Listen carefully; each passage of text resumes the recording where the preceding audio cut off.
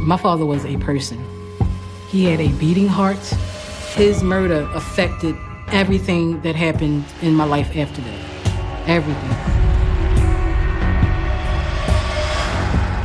It clearly was a very, very violent scene, and nobody deserved to die that way. People don't know how to forgive. When someone becomes obsessed with what to do with how they feel, the negative emotion that they feel, it becomes anger, it becomes rage. I was not going to let that go about what happened to my father because I couldn't move on. What you do in the dark will always come to the light, always.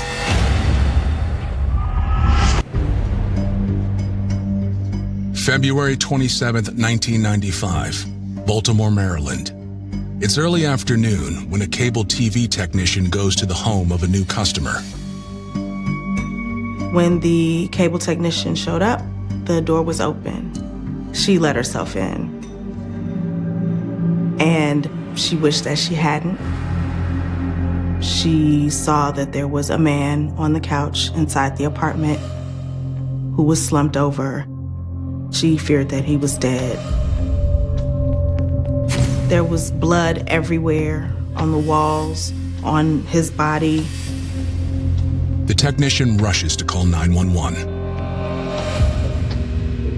And shortly thereafter, the EMTs and police showed up to the scene. It was immediately clear to EMTs that this victim had suffered severe injuries which ended his life. His head had been brutally smashed in with blood and brain matter everywhere.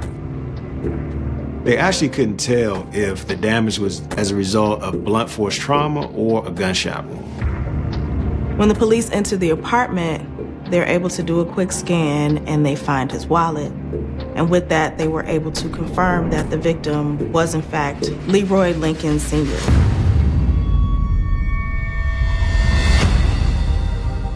Leroy Lincoln Sr. was born in Baltimore, Maryland. He was raised on Holland Street, which is in South Baltimore, known as Pigtown. He did have 2 other brothers, and he had 2 other sisters. He had somewhat of a strict background as well. His mother was a Jehovah's Witness, and she did her best to bring up her kids as witnesses as well. Some of them stayed with the religion, and some of them strayed with it. My father was one that was kind of like 1 foot in, 1 foot out. Leroy was known as someone who was fun. He was fun-loving, he laughed, he played, he joked. The people who knew Leroy and spent time with him really enjoyed being around him. In the 1960s, Leroy's easygoing charm and quick wit caught the attention of a woman named Geraldine Parks. My mother, she's from Trap Hill, North Carolina. She is also one of a large family. She was raised in the country where you're waking up with roosters crowing. Totally different than my father's background. He was born in the city. Geraldine had been married as a teenager, but that relationship ended shortly after the birth of her daughter. When she met Leroy on a trip to Baltimore, she saw a chance to make a fresh start. She wanted to be free. She wanted to experience life. At the time, she did have 1 child, but she just wanted to get away. And my father kind of represented an exciting life in Baltimore. My mother told me that she loved the way my father made her laugh. He was a natural comedian, and she was looking for a good laugh, someone that could make her feel a certain way, and he fulfilled that. So she moved to Baltimore to be with him, but she found out she was also pregnant by him, which led to my other sister being born. Over the next decade, Leroy and Geraldine's family continued to grow. I have 2 older sisters, then it's me, and then I have 2 younger sisters and 2 younger brothers. Leroy and Geraldine, they had the American dream. Everything was good for them. They built a life together, with Leroy having a job at the MTA and Geraldine being at home with the kids. Leroy continued to stray from some of the teachings of his Jehovah's Witness faith. And at first, Geraldine was all for it. They used to be the party house, how much fun they used to have. Everybody from the neighborhood would be there. They used to have a great time. There was always alcohol flowing, weed in the background. This was back in the 70s. It was just live. We had the party house. Then, in the late 70s, the Lincoln family suffered a tragedy that would change all of their lives. When Geraldine gave birth to their 7th child, the child was born, stillborn, and that really devastated her. My mother went into this deep depression. She saw no way out. My father's mother pulled my mother to the side and told her, you know, you're going to see him again one day. You know, and she started telling her about the promise of a new order, the promise of a resurrection. Once you turn your life over to Jehovah, your loved ones will be brought back to life. And my mother held fast to that deeply. She started going to the hall, started dedicating her life to Jehovah, becoming a Jehovah's Witness. And she gave my father the ultimatum: this is what you're going to have to do, otherwise we can't be together. And my father loved her. He wanted to be with her. My father kind of got back into it, and they realized that they felt like they were living in sin. So they both got baptized, and they got married and started living their lives as Jehovah's Witnesses. Her dad was more of the laid-back kind of guy. I think he didn't really care so much about the faith. But for her mom, it was everything. And it ruled their household. Can't do this, you can't do that. You can't associate with this person or that one. We went from being a party house to every Sundays, every Tuesdays, every Thursdays, we in the Kingdom Hall. We couldn't drink no more. You can't be around people that's smoking no more. This was a challenge for Leroy. He was doing this for her, and he wasn't quite ready to adjust at the speed that she was. Things started becoming challenging. My father wasn't having that no more. He was not having it anymore. My father had a problem with smoking cigarettes. He couldn't stop smoking. So they kicked him out of the hall because of that. You know, they kicked him out of the religion. While smoking was prohibited, divorce was also forbidden. So Geraldine tried to keep the marriage going, but still followed the religion's rules of disfellowshipped former members. When you're disfellowshipped in the Jehovah's Witness congregation, you're basically shunned. Nobody can talk to you. If they talk to you, then they're gonna be shunned as well. My mother couldn't speak to him no more. We as kids couldn't even speak to him anymore. He lives in the same house. We can't say, hi, Daddy, what you want for breakfast? None of that. I think he just felt alienated. He did feel like a stranger in his own house. I can imagine that must have sent him into a really, really dark place, which wouldn't have helped his addiction to alcohol and cigarettes. According to his loved ones, Leroy turned to other vices as well.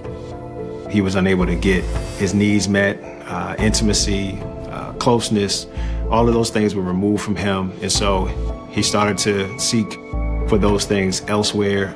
Leroy was in and out of different relationships with other women, cheating. He would leave the house and eventually come back.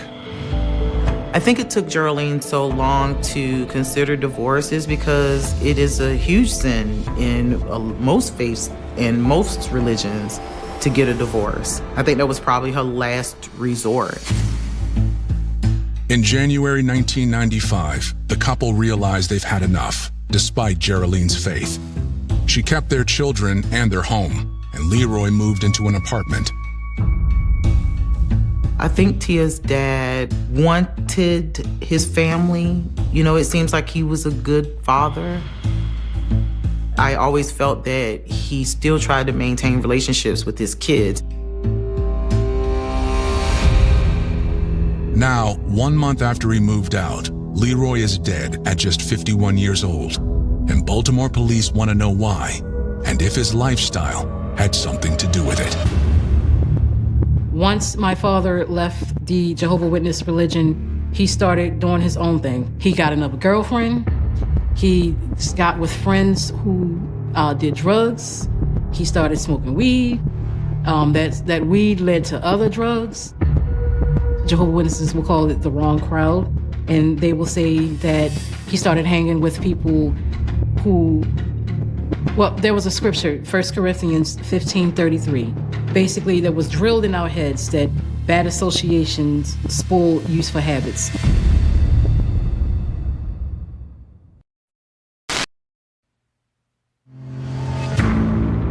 "51-year-old Leroy Lincoln Sr. has been found murdered in his apartment, and authorities are looking for clues.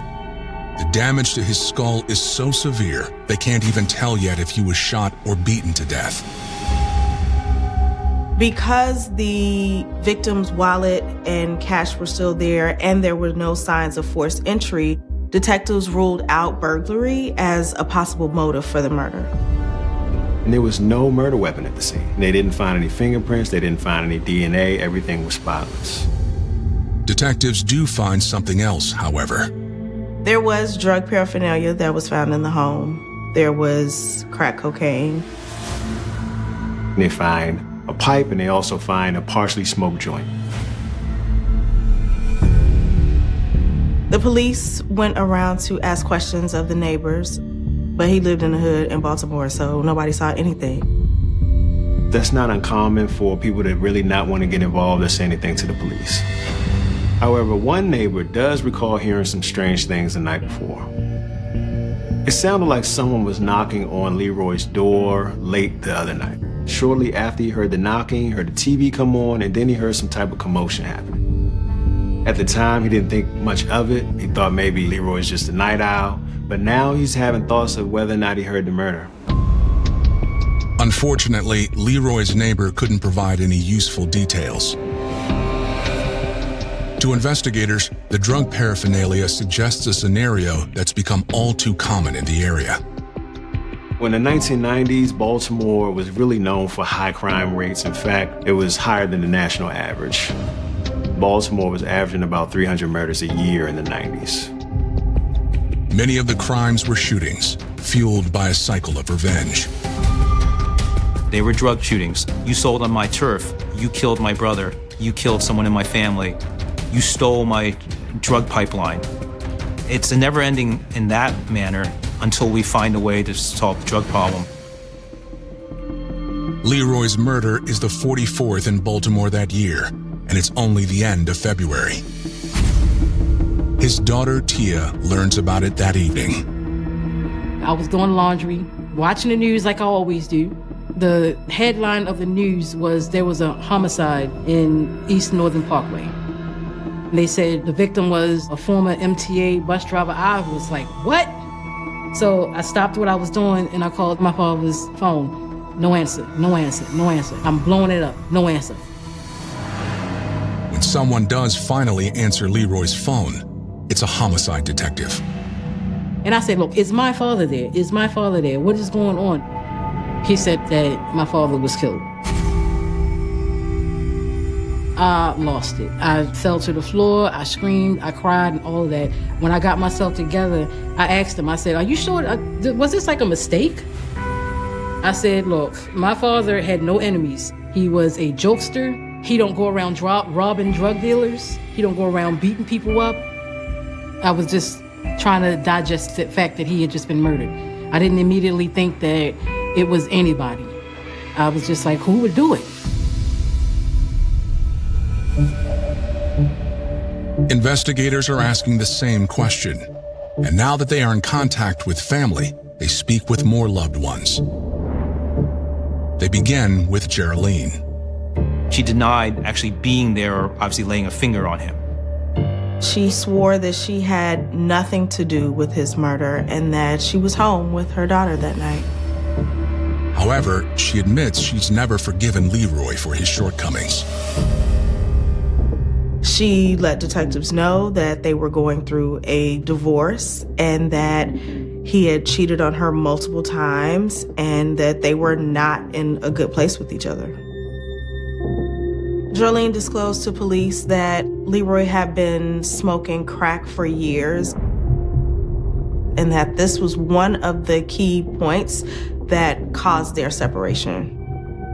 She wouldn't be surprised that some of the drug connections that he has is probably the cause of his murder. She claimed that it was possible that one of the women that he had cheated with was responsible, or one of the boyfriends or husbands of those women could have been responsible for his murder. The police also speak to the couple's 18-year-old son, who was still living at the house with his mother.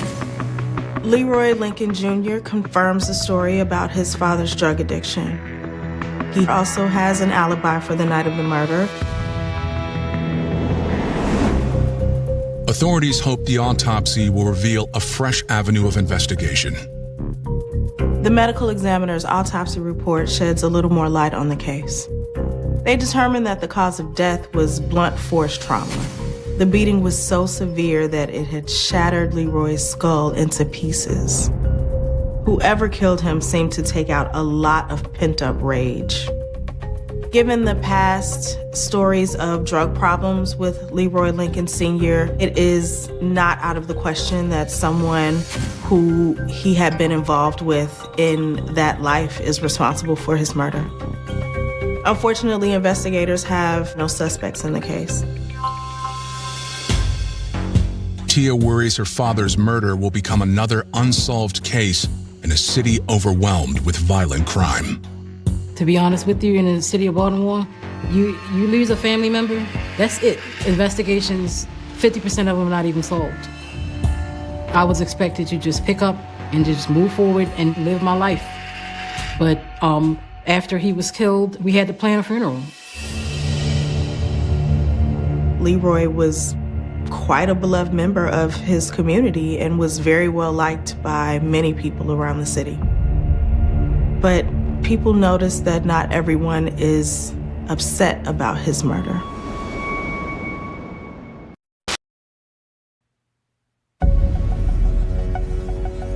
When friends and loved ones gather at the funeral of Leroy Lincoln Sr., it quickly becomes clear that Leroy's widow, Geraldine, still bears a grudge.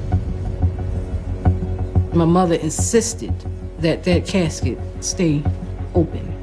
She wanted everybody to see what had happened to him. The funeral director said the only way we can do this open casket, somebody got to buy him a hat or something because there's no head here. So my fiance went to the store and bought him a skull cap. The funeral home actually has to ask a pastor who was there for another funeral to come over and lead the celebration for Leroy's life. But my mother deliberately told the officiant that she didn't want anybody to speak over him. She didn't want anybody to say anything nice about him. I was sitting there in tears like, this is really going down like this? After the viewing, my mother decided that my father was going to be cremated as soon as possible. She didn't want a tombstone or anything like that. She didn't care what they did with his ashes. She told them to flush him down the toilet. To this day, I don't know where they are. My father doesn't have a tombstone. Jehovah's Witnesses don't believe in going to grave sites like that anyway, but I always wanted that to do, at least for Father's Day or birthday or something, but nothing. I kind of do regret not speaking up on requesting his ashes because he deserved better than that. To Tia Lincoln, her mother's behavior isn't just strange, it's suspicious. I had a nagging feeling that something wasn't right, but I was trying to swallow that away, trying to ignore it. But Geraldine's actions are difficult to ignore. About a week after Leroy Sr.'s murder, Geraldine moves back to North Carolina with her daughter and her son, Leroy Jr. This is odd because she had just moved into the home about a month ago. Her lease wasn't up or anything, and she just left so quickly after he was murdered. Why did that happen? As the months pass, Tia is increasingly bothered by her mother's actions and inaction. Why did you not ever call the police to try to investigate to figure out what happened to him? I understand y'all were going through a divorce, but damn, nothing? She never did any of that? Unfortunately, Tia seems to be the only member of the family still interested in pursuing the case, and detectives are unable to find any proof of her suspicions.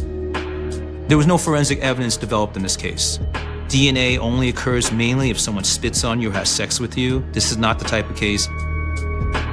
It was a low probability of the case ever being solved.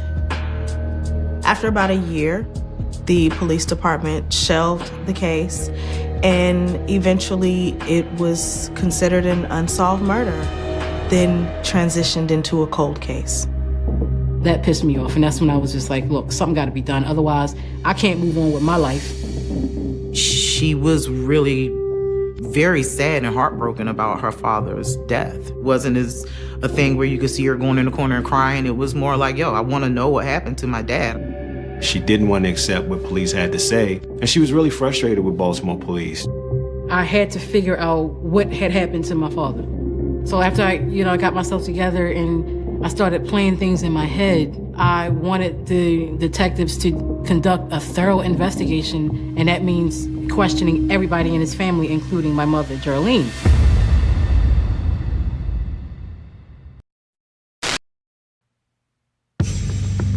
When the anniversary of Leroy Lincoln Sr.'s murder passes without any new leads, his daughter Tia Lincoln decides to act. After it seemed like nothing was being done, a year later, I started to investigate the case on my own. I didn't have money to hire an investigator. I started talking to his friends, trying to see if he had any enemies. I started talking to his former girlfriends to see if they had any hidden agendas or vendettas against him or anything like that. Everything just kept leading back to a feeling that I kept trying to swallow, kept trying to ignore. It just kept coming back to mama, maybe she had something to do with it. The first red flag was Geraldine's handling of Leroy's funeral and her abrupt move back to North Carolina. The second comes when she returns to collect his insurance money. When my father was killed, even though they were going through a nasty, bitter divorce, she was still technically the beneficiary on his life insurance policies. She broke her neck to come up here to get his life insurance because the checks came to my house, but she wouldn't come up here for any other reason. That seemed suspicious. I think they only came up to about $60,000, and she was like, where's the rest? Where's the rest? She was extremely pissed off about that. What happened was, we didn't find this out till later, he had stopped paying on it, so they had canceled that particular policy. Geraldine also cautions Tia to stop bothering the police with her inquiries into Leroy Sr.'s murder. She says that Leroy was a dirtbag and deserved to get whatever he got. I think her mom's hostility and this resentment that never showing sympathy or remorse about what happened to him, it created a bigger suspicion. That suspicion ultimately unlocks a crucial memory Tia first thought was a joke. We were raised to believe that Daddy does not care about us. Daddy cares about his drugs more than he cares about us. He cares about his other girlfriends more than he cares about us. So we grew up with huge animosity towards him. My mother would always constantly, these weren't jokes. I just wish somebody would take him out. She remembered hearing her mother say that she wished that someone would kill Leroy Sr. My father only had one person that hated him, hated his entire being, and that was my mother. Tia summons the strength to confront her mother. I flat out asked her, did you have anything to do with it? And of course she denied it. She said no, and she was really insistent this time, look, get over it, stop asking me that, move on. Tia doesn't give up, but instead digs deeper. She doesn't think her mother would beat Leroy Sr. to death on her own. I thought that if she was involved, who would she get to do her killing? One of the people that she would have had to recruit to do this would have had to been my brother Leroy Jr. And the reason why I say that is because they were close. I was going off of a hunch. I didn't know for sure. A hunch isn't enough for Baltimore investigators to act on. And years continue to pass with no movement on the case. After 7 years, I finally came up with a plan to get the detectives to, at the very least, question somebody. She got to a place of desperation where she didn't see any way out, and she needed answers. So she decided to do the only thing that she thought she could do. I knew that at the time that my brother had a girlfriend who had a drug problem, and I also knew that she had been in and out of jail. So I was gonna play like I was her.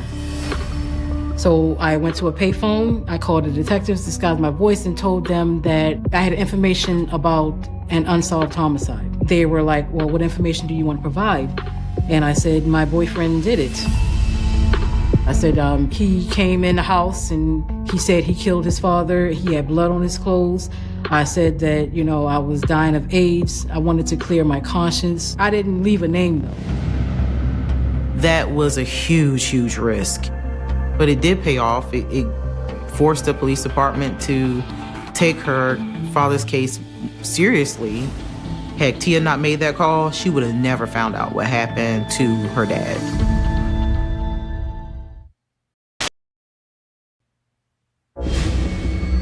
Acting on Tia Lincoln's false tip about the murder of her father, Leroy Lincoln Sr., authorities tracked down Leroy Jr.'s former girlfriend. Detectives go right over there, but she seems surprised to see them. She says that she never made that call, but the details of the call are actually true. She tells police that she did overhear a conversation between her then boyfriend, Leroy Jr., and his mother, Geraldine Lincoln. They were discussing having Leroy Sr. murdered. The girlfriend's story about the night Leroy Sr. was killed actually matches a detail Tia had made up when she called investigators and reveals a third conspirator. She said that my brother came in the house with blood on his clothes and confessed to killing his father with his friend John. Leroy Jr., he had a best friend named John Cross, who he grew up with, and John came with a pretty lengthy criminal record himself. So it makes sense that if Leroy was going to do something like this, he would definitely bring someone like John along with him. For the first time in 7 years, Baltimore police have a solid lead. They ask North Carolina police to pick up Geraldine Lincoln and her son Leroy Jr. and hold them for questioning. And locally, they begin searching for Leroy Jr.'s alleged accomplice. He was serving time away on a burglary charge. They went to his cell and everything, and they questioned him about a murder. He was like, I don't know none of them. I don't know nothing about anything. After getting nothing from John Cross, detectives traveled to North Carolina to interview Geraldine and Leroy Jr. When they accuse her of being the mastermind behind her husband's murder, she denies having anything to do with it. What she does say is that it doesn't matter who killed her husband because he deserved it. The detective said she went into a 6-minute rant of how bad he was. He was this, he was that, he was disgusting, he was blah, blah, blah. The way Geraldine Lincoln described her husband was not pleasant. I believe he used drugs. He may have used drugs in the presence of his children. I do know there are allegations that he molested his daughters. According to Geraldine, what happened to him was payback for all of the pain that he inflicted on others. But who delivered that payback? Investigators turn up the pressure by showing Geraldine 3 incriminating photos. The first is a photo of Leroy Jr. The caption reads, "That's Junior, whose father he and I killed for Miss Jarlene." It's signed John Cross. The second photo is of John Cross, and this one too has a caption. This is John. Junior said he hit Junior's father over the head while they smoked weed. This photo seemed to be signed by Junior's girlfriend. The third photo is of Jarlene, and on the back of this photo it says, "This is Miss Jarlene. She set up the murder of Junior's dad." It was dated the same date as the photos that were signed by John Cross. There was a little bit of deception because they were not written by the actual witnesses or suspects. They were written by the detective. That said, what they wrote were facts that were already proven by the investigation so far. The ruse works. After years of denial, Jarlene finally breaks. When confronted with those photos, Jarlene Lincoln eventually admitted that she wanted her husband, decedent Leroy Lincoln Sr., murdered, and admitted a degree of participation in that she wanted him dead. She's like, yeah, I knew about the murder. Yeah, I knew that they killed him. Yeah, they got the axe out of my house. She said, well, how is that a crime? What did I do wrong? Just because I didn't say anything? Just because I didn't stop them? And just because I talked about it for years and pumped their heads up to do it, I didn't do anything wrong. She was charged with first-degree murder because she wanted it to happen, planned it, and solicited people to do it. She was also charged with conspiracy. Investigators try the same approach with Leroy Jr., but he doesn't take the bait. The game that the detectives played failed. Even after seeing the photos, he still denied that he had anything to do with his father's death. But then the investigators tried their last trick. They got a tape recorder and played parts of their interview with Leroy's mother. Those clips had been edited to make it sound like Jarlene had implicated her son in the murder of his father. Once they played him that tape, he put his head on the table and was just like, all right, I'm gonna tell you everything you wanna know. He claimed that he had been physically and psychologically abused by his father, and that his father would beat all of the children with extension cords and other things that he found around the house. Leroy Jr. even suggested that his father had forced him and his brother to sell crack cocaine. Leroy Jr. believed that his father had been trying to destroy their family for years, and that by February 1995, it was time for his father to pay for his evil deeds.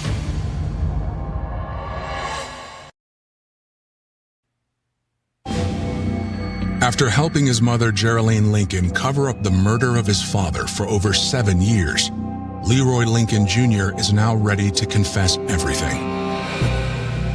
Leroy tells police that he, his mother, and John Cross had been plotting to kill his father for months. The night of the murder, Leroy Jr. said that he and John met at Jarlene's house. They got the handle from an axe that she had lying around, and they went over to Leroy Sr.'s house. When they got there, they knocked on the door, and Sr. let them in. They led him to believe that they were there to smoke marijuana and watch TV with him. They were sitting there drinking and smoking one minute, and he said that he looked over at John. They made eye contact, and he said that John had acted like he was gonna go to the bathroom or something, and he could see out of the corner of his eye that John had the axe like this.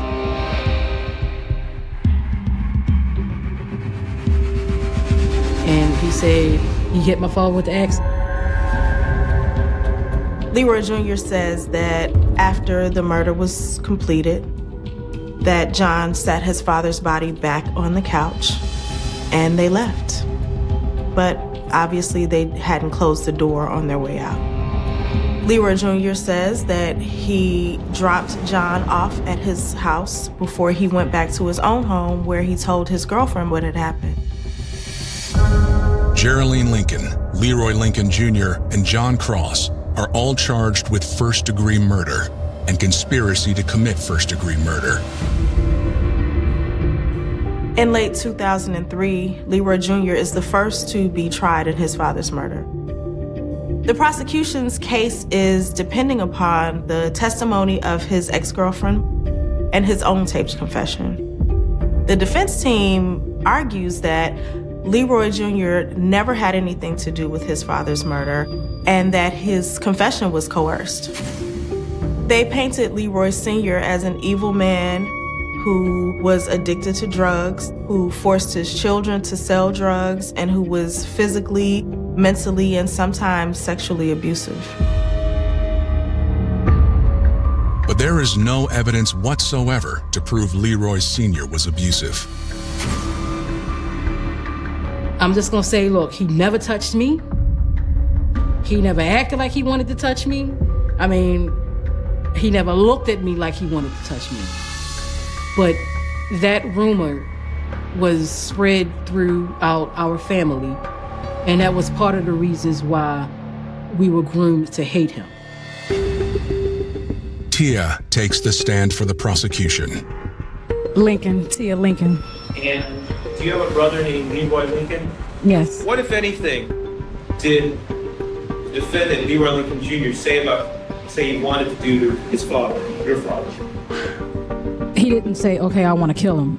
You know, it was more so of him being around, you know, when the conversations were being talked about, you know, as far as my mother, and I can't remember him specifically saying, okay, well, I want to kill him, you know.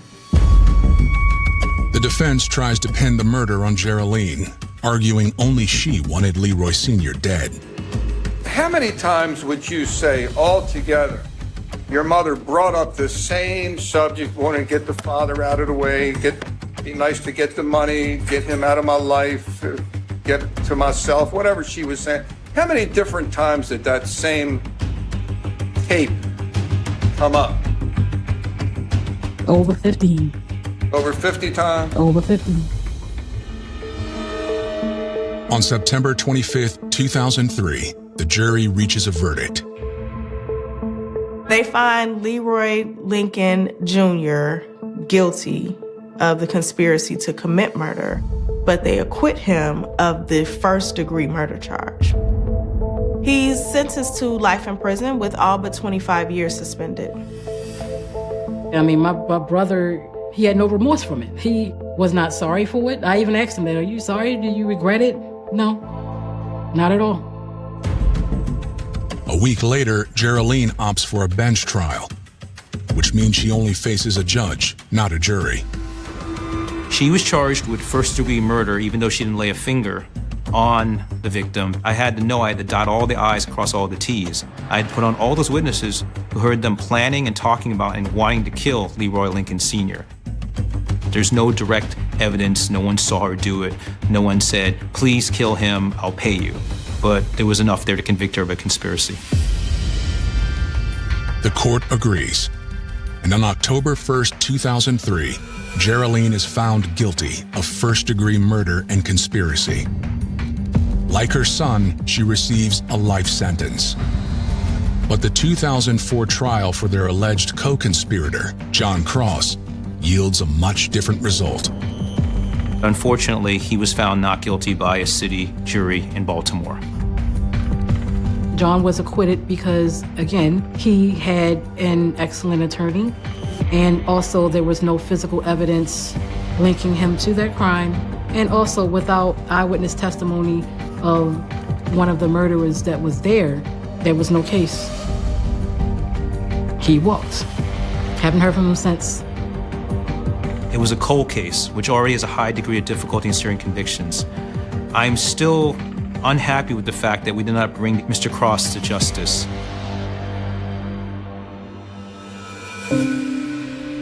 After just 8 years in prison, Geraldine is released on parole.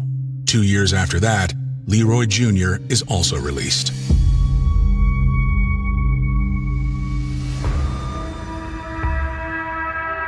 Revenge is never worth it. Both people suffer, the person who's killed and the person who killed them. The fact that she would go to such an extent to get rid of someone just shows you how ugly hate can really be. You know, she would have been better served just letting him be a dad and moving on with her life and finding new happiness somewhere else. And instead, she impacted the lives of all of his children and his grandchildren that'll never know him. A lot of people are judged for having drug problems, and he was not perfect. He was not the worst person in the world. And I miss saying the word daddy. When I miss my kids not having a grandfather. Just want people to know that my father was a person. He had a beating heart. He was not perfect, but nobody is.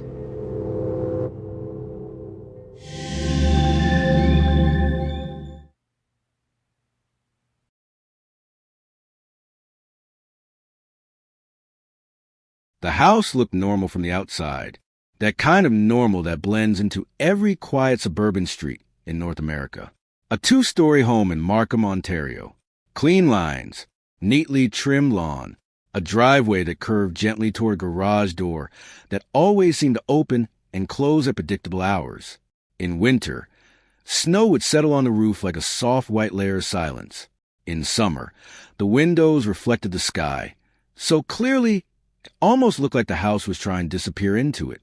But inside that house, something was already fractured long before anyone realized it. On the night of November 8, 2010, when police would later arrive and find a scene that would shake even experienced investigators, there was no immediate sense that history was being written in real time. There was only confusion, flashing lights, and the echo of a 911 call that carried too many emotions to be fully trusted. A young woman's voice trembled through the phone line. She was crying. She was saying her parents had been attacked.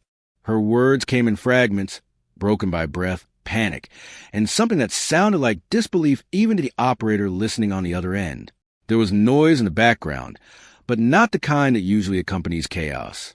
Not the kind of struggle people imagine when they hear the phrase home invasion. It was quieter in some ways, too controlled, too strange. And that was the first thing that made investigators pause later. Because chaos usually leaves evidence that feels chaotic. But this didn't. When officers arrived at the home, they found a structure that still looked intact. No broken windows. No forced entry that matched the story being told. No obvious signs that strangers had stormed inside in the violent, unpredictable way that most home invasions unfold. Instead, they found a narrative that didn't sit comfortably with the physical space. And somewhere inside that space was Jennifer Pan. At that moment, she was not a defendant, not a suspect, not even a person under suspicion. She was a daughter in shock, or at least that was the only version of her that existed in those first few minutes. She stood at the center of a scene that had already begun to split into two realities. One was what she said had happened. The other was what the environment itself seemed to be quietly suggesting. But the story of that night did not begin in those final minutes. It began years earlier, long before sirens ever echoed through Markham's quiet streets. It began inside a family built on immigration, sacrifice, and expectation. Jennifer Pan was born into that structure in 1986. Her parents, Han Pan and Bitch Ha Pan, carried with them the emotional weight of leaving Vietnam and rebuilding life in Canada. Like many immigrant families, their world was shaped by urgency. Success was not just a goal. It was survival. Stability was not just comfort. It was proof that the journey had been worth it. In that environment, education became everything. Not just important, but defining. Jennifer grew up understanding that excellence was not optional. It was expected. Piano lessons were not a hobby. They were discipline. School was not just school. It was a measurement of worth. Every grade carried meaning beyond academics. Every achievement was a reflection of the family's future. And Jennifer, for a time, played her part well. She learned quickly. She performed carefully. She became, in many ways, the image of the ideal daughter her parents had envisioned. Quiet, talented, responsible. A girl who could represent the success of a family that had worked too hard to accept anything less. But perfection when it is required instead of chosen, has a fragile edge. At some point, the structure began to crack. It didn't happen in a single moment. There was no dramatic turning point that could be easily identified in hindsight. It was gradual, almost invisible at first. A missed expectation here. A performance that didn't match pressure there. A growing distance between what was expected and what was actually happening behind the scenes. Jennifer began to lie. At first, the lies were small enough to manage. Then they became necessary. Then they became survival. When she was not accepted into university her parents believed she attended, she did not tell them. Instead, she built a parallel life. She woke up each morning as if she were going to class. She left the house with a bag, books, and the posture of a student. She spent her days in cafes, libraries, and quiet public spaces where time could pass without being questioned. In the evening, she returned home and became someone else again. A daughter who had studied. A daughter who had succeeded. A daughter who had no reason to disappoint. The deception was not casual. It was structured. She created documents. She memorized schedules. She maintained conversations about lectures, assignments, and academic pressure that did not exist. Every detail was designed to preserve a reality that was already collapsing. But the longer she maintained it, the smaller her real life became, because lies require space. And truth, once replaced, does not leave easily. When her parents eventually began to suspect that something was wrong, their response was not distance. It was control. Her movements became restricted. Her phone was taken. Her ability to leave the house freely was reduced. What had once been a life built on expectation now became a life built on surveillance of a different kind. Not cameras at first, but presence, questions, verification, constant awareness of where she was and what she was doing. Inside that environment, Jennifer's world shrank further. And in that shrinking space, another element entered her life. Daniel Danny Wong, a relationship that had existed quietly since high school, became a central point of emotional dependency. He was someone who existed outside her family's structure of control. Someone who represented an alternative path. A different version of life that did not require approval, performance, or constant justification. But that relationship, too, existed in secrecy, because it was not accepted. And secrecy, when combined with pressure, rarely remained stable. Over time, conversations between Jennifer and Danny shifted. What once may have been emotional support began to transform into something more dangerous. Not immediately violent, not immediately criminal, but increasingly focused on escape, on removal, on the idea that the current situation could not simply be endured anymore. The question was no longer how to survive within the system. It became how to leave it entirely. And that is where everything began to move toward a night that would later define their lives. Because somewhere between frustration and desperation, between isolation and desire for freedom, a plan began to form that would not stay theoretical for long. At first, it was not framed in terms of death. It was framed in terms of removal, of getting out, of being free.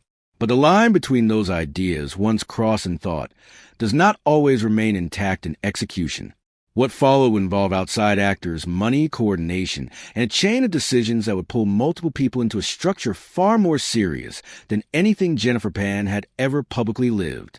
And by the time that structure was set in motion, there was no longer any version of her life that could simply return to what had been before.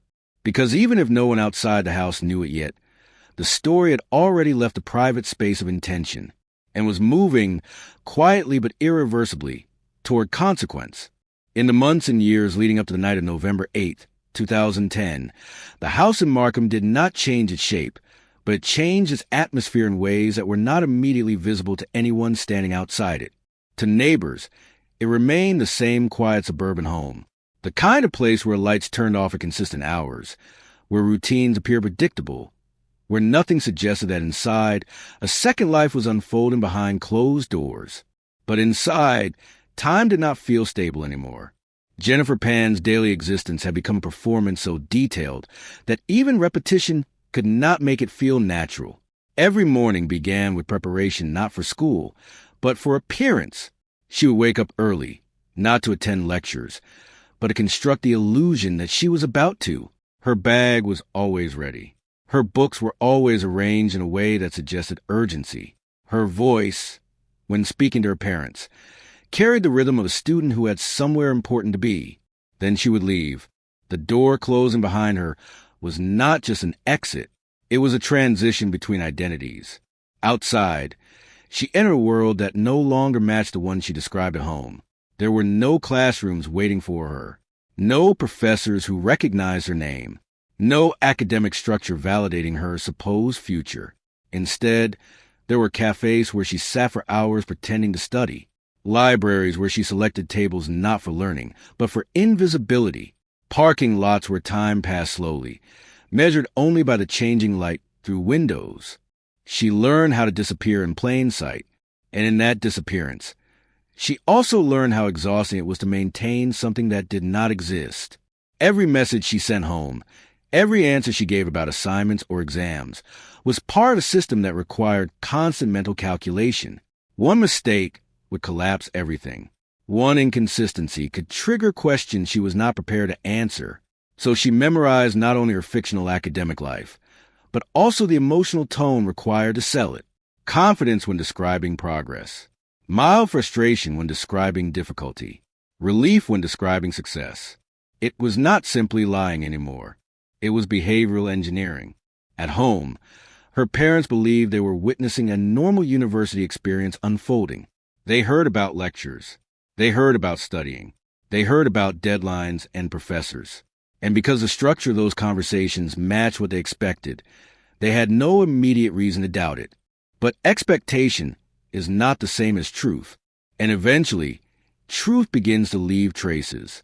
The first fractures appear when inconsistencies became too large to ignore, small details that did not align, questions that did not receive answers with enough depth, moments when Jennifer hesitated just a second too long before responding. Those seconds matter more than anything she said afterward. In immigrant households where education carries the weight of future stability, doubt does not remain passive for long. It becomes action, verification, control. When her parent began to suspect that something was wrong, the environment inside the home shifted. It did not become immediately violent or chaotic. Instead, it became structured in a different way. Movement was questioned, time was monitored, independence narrowed. The house, once a place of family routine, began to feel like a controlled space where every action carried observation. Jennifer's phone became a point of restriction. Her ability to leave the house without explanation diminished. Conversations were no longer casual. They became interrogative in tone, even when not intended to be. Every absence required justification. Every delay required explanation. The pressure did not need to be loud to be constant. And in that environment, Jennifer's dual life began to collapse inward. What had once been carefully maintained now required increasingly complex effort to sustain. The emotional cost of maintaining deception grew heavier each day because it was no longer just about pretending to attend university. It was about surviving the increasing scrutiny of a household that sensed something was wrong but could not yet define what it was. Inside that tightening space, her relationship with Daniel Wong became something different from what it had been at the beginning. It was no longer just connection or companionship. It became escape planning. Danny existed outside the structure of her family, and that made him emotionally significant in a way that intensified over time. He represented access to a life without constant surveillance, without expectation, without the need to perform identity. But he also existed within a world that was unstable in its own way, influenced by people and decisions far removed from the controlled environment Jennifer had grown up in. As their conversations deepened, they began to shift from emotional dissatisfaction into logistical thinking. Not what life felt like, but how it could be changed. Not how to cope, but how to exit. At first, the idea of separation from her parents was framed in vague terms. Distance, independence, removal from control. But over time, those concepts began to lose abstraction. They became specific, immediate, operational. The question was no longer whether she wanted freedom. It was how to achieve it. And in that transition, external influences entered the equation. Danny became a connector to individuals outside their immediate world. People who existed in a space where illegal solutions were treated as transactions rather than moral decisions. Jennifer herself was not directly embedded in that world, but she became connected to it through trust and dependency, relying on Danny to navigate conversations she did not fully understand. Money became part of the discussion, not large sums at first, but enough to frame the idea that action required payment. That distance from a problem could be purchased. That removal had a cost. The number that emerged, around $10,000, did not feel real in the same way consequences did. It existed more as a concept than a reality, but concepts, once accepted, begin to structure decisions. What mattered more than the number was the idea behind it, that something could be done, that the situation was not permanent, that escape was possible through means that did not involve confrontation, therapy, reconciliation, or exposure, only removal. As the structure of the plan developed through intermediaries, Jennifer's role became more complex than she may have initially understood or acknowledged. She was not just someone reacting to circumstances anymore. She was part of a chain of communication that translated emotional distress into actionable intent. Jennifer and Danny did not directly engage with the individuals who would eventually carry out the attack. Instead, there were layers between them and the final actors. Each layer reduced emotional proximity while increasing operational distance. That distance is important in understanding how human decision-making changes when consequences are removed from immediate perception. What begins as abstract intention becomes operational reality when responsibility is distributed. And distributed responsibility often weakens inhibition. In the days before November 8th, there was no visible indication to the outside world that something irreversible was approaching. The neighborhood remained quiet. The house remained unchanged. Even inside the family, the day-to-day rhythm continued with the same surface structure it always had. But beneath that surface, the system had already been set in motion. A series of decisions had been made. A chain of actions had been initiated. Roles had been assigned, even if not formally acknowledged in those terms. Jennifer was still, in the eyes of everyone around her, a daughter living at home. But in reality, she was already part of something that no longer fit within the boundaries of family conflict or emotional rebellion. It had become something else entirely. Something structured, something external, something moving forward regardless of hesitation. And as that movement continued, the space between intention and consequence continued to shrink until eventually it would no longer exist at all. Before the story became a criminal case, before it became a sequence of investigative files, courtroom testimony, and forensic reconstruction, there was a family that believed it understood itself. To outsiders, the Pan family appeared stable in the way many immigrant families appear stable. Structured, disciplined, focused on education and long-term success. The kind of household where sacrifice was not spoken about directly, but was embedded into every expectation, where every achievement carried weight beyond the individual, and every failure felt like it echoed through generations. At the center of that structure was Bitch Ha Pan, Jennifer's mother, and Han Pan, her father. They were not unusual in their intentions. They wanted stability. They wanted security. They wanted their children to have a future that was less uncertain than the one they themselves had left behind. But intention and impact do not always align, especially when translated through pressure, distance, and cultural expectation. In that home, success was not simply encouraged. It was assumed to be the only acceptable outcome. Jennifer grew up inside that assumption. From an early age, she was placed on a path that seemed carefully designed. Piano lessons were not optional. Academic excellence was not a goal. It was a baseline requirement. Praise existed, but it was conditional, tied closely to performance. The message, whether spoken directly or not, was consistent.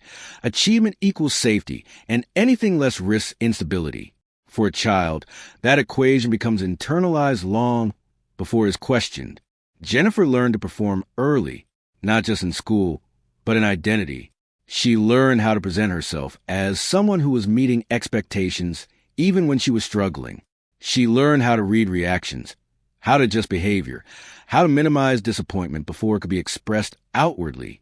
In many ways, She became fluent in anticipation. But fluency in expectation does not protect a person from collapse when the structure begins to fail. As she moved into adolescence, the gap between expectation and reality widened. Academic pressure increased, but her ability to meet it consistently did not match what was required. Instead of open failure, something more complicated emerged, a pattern of concealment. Small at first, almost invisible, then gradually more deliberate.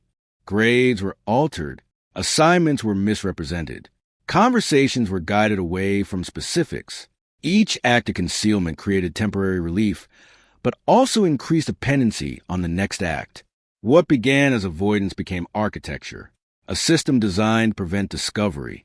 And like any system built on instability, it required constant maintenance. To maintain the appearance of success, Jennifer had to manage not only information, but time itself. She had to create space where none existed. She had to construct days that did not match her actual experience. This meant that her life began to split into parallel timelines. One that was spoken aloud, one that was lived in silence. At home, she remained the daughter who was progressing through education. Outside, she became something far more uncertain. A young woman navigating hours that had no official purpose, no institutional recognition, no external validation. This dual existence did not remain emotionally neutral for long.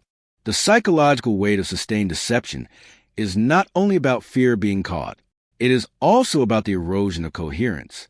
When a person must constantly manage two versions of reality, both begin to feel less stable. Memory becomes less reliable. Identity becomes less anchored. Even simple questions require calculation rather than truth. Where were you today becomes a strategic problem instead of factual answer. Over time, this creates exhaustion that is difficult to explain to those who only see the surface. Within the household, however, perception began to shift, not suddenly but gradually.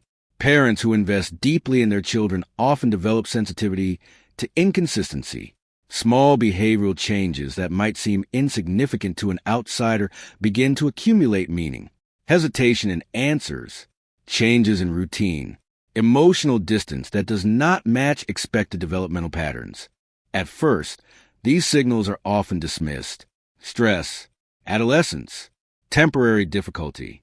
But when inconsistencies persist, they begin to form a pattern that demands attention. In the Pan household, that attention eventually took the form of restriction. Jennifer's independence narrowed. Her movement became more visible. Her communication more monitored. What had once been assumed trust was replaced with verification. The environment did not become openly hostile in a dramatic sense, but it became increasingly controlled in structure. Control does not always arrive as confrontation. Sometimes it arrives as tightening. For Jennifer, this tightening did not resolve the underlying deception. It intensified it. Because restriction does not eliminate a hidden life. It forces it to become more careful. At the same time, another emotional axis was developing in her life, one that existed outside the family entirely. Daniel Wong was not part of her parents' world. He existed outside its approval structure, which made him both emotionally significant and practically dangerous. Their relationship had begun long before the situation escalated into crisis. It was not initially defined by rebellion. It was defined by attachment. But over time, attachment and restriction interacted in a way that intensified emotional urgency. When a person feels increasingly controlled in one environment, they often seek autonomy in another. For Jennifer, that autonomy was emotionally concentrated in her relationship with Danny. He represented an alternative path, a version of life not governed by academic performance or parental approval. But he also represented instability, because he existed outside the protective boundaries of her family structure. As pressure increased at home, conversations between Jennifer and Danny began to shift. What once centered on emotional frustration and personal stress gradually evolved into discussions about escape. Not abstract escape, but practical escape. How to leave, how to separate, how to create distance from a situation that felt increasingly inescapable. In that transition, language itself began to change. Words like freedom, independence, and space began to appear more frequently. Then words like removal and separation. Eventually, The emotional language of dissatisfaction began to overlap with the logistical language of action. This is a critical psychological shift that often appears in cases where emotional distress evolves into planning behavior. The mind begins to translate feeling into structure. Desire becomes process. Process becomes possibility. And possibility, once accepted, begins to guide decisions. Within this evolving framework, external influences entered through channels that Jennifer did not fully control. Danny became a bridge between her world and another world that operated under different rules. A world where problems could be solved through transactions rather than communication, through action rather than negotiation. Jennifer herself was not fully embedded in that world, but she was adjacent to it through trust. And adjacency is often enough for involvement. What began as emotional conversation gradually transformed into something more operational. The idea that separation from her parents could be achieved not through conflict resolution or gradual independence, but through removal, a concept that, once introduced, began to take shape in increasingly concrete terms. At no point in the publicly known narrative does it appear that this transition happened in a single moment of decision. Instead, it unfolded in stages, each one lowering psychological resistance slightly more than the last. Distance between idea and action narrowed incrementally, and once that distance becomes small enough, reversal becomes difficult. By the time external actors were introduced into the chain of events, the structure of what was being considered was no longer purely emotional. It had developed procedural elements. Roles were distributed, even if not formally defined in personal awareness. Responsibility was diffused across multiple individuals, creating a psychological buffer between intention and outcome. Jennifer's position within this structure was complex. She was neither a detached observer nor a fully direct executor. She existed in a space where intent, influence, and dependency overlapped, and in such spaces, clarity often dissolves. What remains instead is momentum. The household itself, during this period, continued to function on the surface as it always had. Meals were prepared. Conversations occurred. Daily routines repeated. But underneath that repetition, the emotional geometry of the family had changed completely. Trust had been replaced with suspicion, autonomy with restriction, communication with guarded exchange. And in that transformation, the original idea of family stability had already been fundamentally altered, not through a single event, but through accumulation. Small decisions layered over time until the structure they were meant to preserve no longer resembled its original form. And it was within that altered structure that the final stages of the story began to take shape, moving quietly toward a point where intention would finally meet consequence in a way that could no longer be reversed. By the time November 8th, 2010 arrived, nothing about the morning itself seemed unusual on the surface. The suburban rhythm of Markham continued as it always did. Cars moved slowly through residential streets. The air carried the quiet cold of late autumn, the kind that settles into clothing and lingers without needing wind to be felt. Inside homes, people prepared for work, school, and routine obligations that rarely interrupted the predictability of the day. Inside the Pan household, the structure that morning followed a familiar pattern. There was no visible sign that anything had shifted beyond the ordinary flow of daily life. No external indication that the emotional and psychological layers built over years had reached a breaking point that would soon manifest in irreversible consequences. Jennifer was there, inside that structure, moving through a day that still appeared normal from the outside. The same home, the same rooms, the same routines that had been repeated countless times before. But internally, the meaning of those routines had already changed. What once represented stability now felt like something more constrained, more tightly enclosed. The house itself remained visually unchanged, but its atmosphere had become something different in a way that could not be photographed or easily described. It was not silence exactly, and it was not chaos.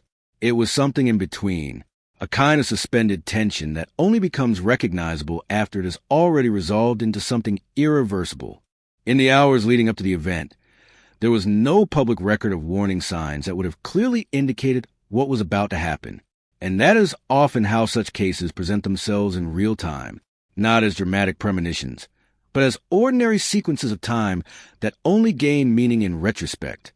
At some point during that morning, a chain of events was set in motion that involved multiple individuals, each connected through layers of communication and instruction that were not visible to those outside the network. Jennifer's role in what was unfolding was not publicly visible in its full structure at that moment. From the perspective of anyone observing the household externally, there was nothing that suggested coordination with outside actors, no obvious signs of intrusion, no visible disruption to the expected rhythm of a normal day. But behind that surface, the structure that had been forming for some time was now transitioning from planning into execution. The entry into the home by external individuals did not occur in a chaotic, forced manner typical of random violence. Instead, it unfolded in a way that later raised significant investigative questions, because it did not match the assumptions commonly associated with home invasion scenarios. There was access to the interior of the house, and that access did not appear to involve the kind of visible destruction that would normally accompany an unplanned break-in. This detail would later become one of the key elements that investigators would return to repeatedly as they reconstructed the timeline of events. Once inside, the situation escalated rapidly. The individuals involved moved through the house with a level of awareness that suggested prior understanding of the environment. Movement was directed toward specific areas, indicating that this was not random navigation, but rather a structured approach to locating the occupants. Inside the home, the Pan family was quickly overwhelmed. Han Pan, Jennifer's father, was confronted in a manner that left little time for reaction or resistance. The control of the situation shifted within moments from the family to the intruders, and the normal boundaries of domestic space were completely dismantled. Bitch Ha Pan, Jennifer's mother, was also brought under control and separated from the immediate space where the initial confrontation took place. The separation of family members within the home is a detail that investigators later noted as significant because it reflected a level of deliberate coordination rather than spontaneous violence. During the course of the intrusion, the focus of the perpetrators was not only on controlling the individuals inside the home, but also on locating valuables. A sum of cash was taken from the residence, approximately $2,000, a detail that would later appear inconsistent with the severity and structure of the violence that occurred. After this initial phase of control and theft, the situation escalated further into fatal violence. Bitch Ha Pan was killed inside the home. Han Pan sustained multiple gunshot wounds that left him critically injured. His survival, though medically possible, would place him in a prolonged state of recovery and trauma that extended far beyond the immediate physical wounds. Within the house, the violence concluded as abruptly as it had begun. The transition from active intrusion to aftermath happened within a relatively short time frame, leaving behind a space that still resembled a home in layout, but no longer functioned as one in meaning. Jennifer's presence in the aftermath became one of the central elements of the case. She was not physically harmed in a way that matched the level of violence inflicted on her parents. She was found restrained in a manner that would later be examined closely by investigators attempting to determine whether it aligned with the narrative of forced victimization or whether it suggested a different role within the sequence of events. Shortly after the perpetrators left the scene, Jennifer placed a call to emergency services. Her voice during that call reflected intense emotional distress. She described an attack, a home invasion, and harm inflicted upon her parents. The tone was urgent, fragmented, and filled with visible panic.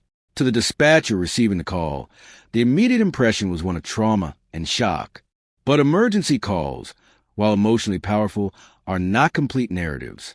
They are fragments of experience under pressure, and fragments require context to be fully understood. Responding officers arrived at the residence and began the initial assessment of the scene. What they encountered did not immediately align with the most common patterns associated with residential break-in homicides. There were no obvious signs of forced entry that matched the severity of the claimed intrusion.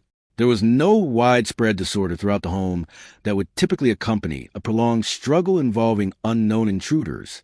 Instead, the environment presented itself in a way that required careful interpretation. Some areas of the house reflected disturbance, while others remained unexpectedly intact. The distribution of evidence did not immediately support a simple narrative of chaotic invasion.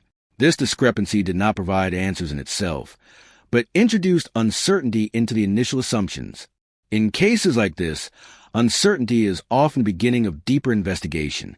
As paramedics and officers moved through the home, the reality of the situation became clearer in its severity, even if its structure remained unclear. One family member was deceased, another was critically injured, a third was present and alive, but surrounded by circumstances that did not yet fully make sense within the available framework. Jennifer remained at the center of that uncertainty. In the immediate aftermath, she continued to provide statements consistent with the idea of an external attack. Her emotional state appeared to align with someone experiencing sudden trauma.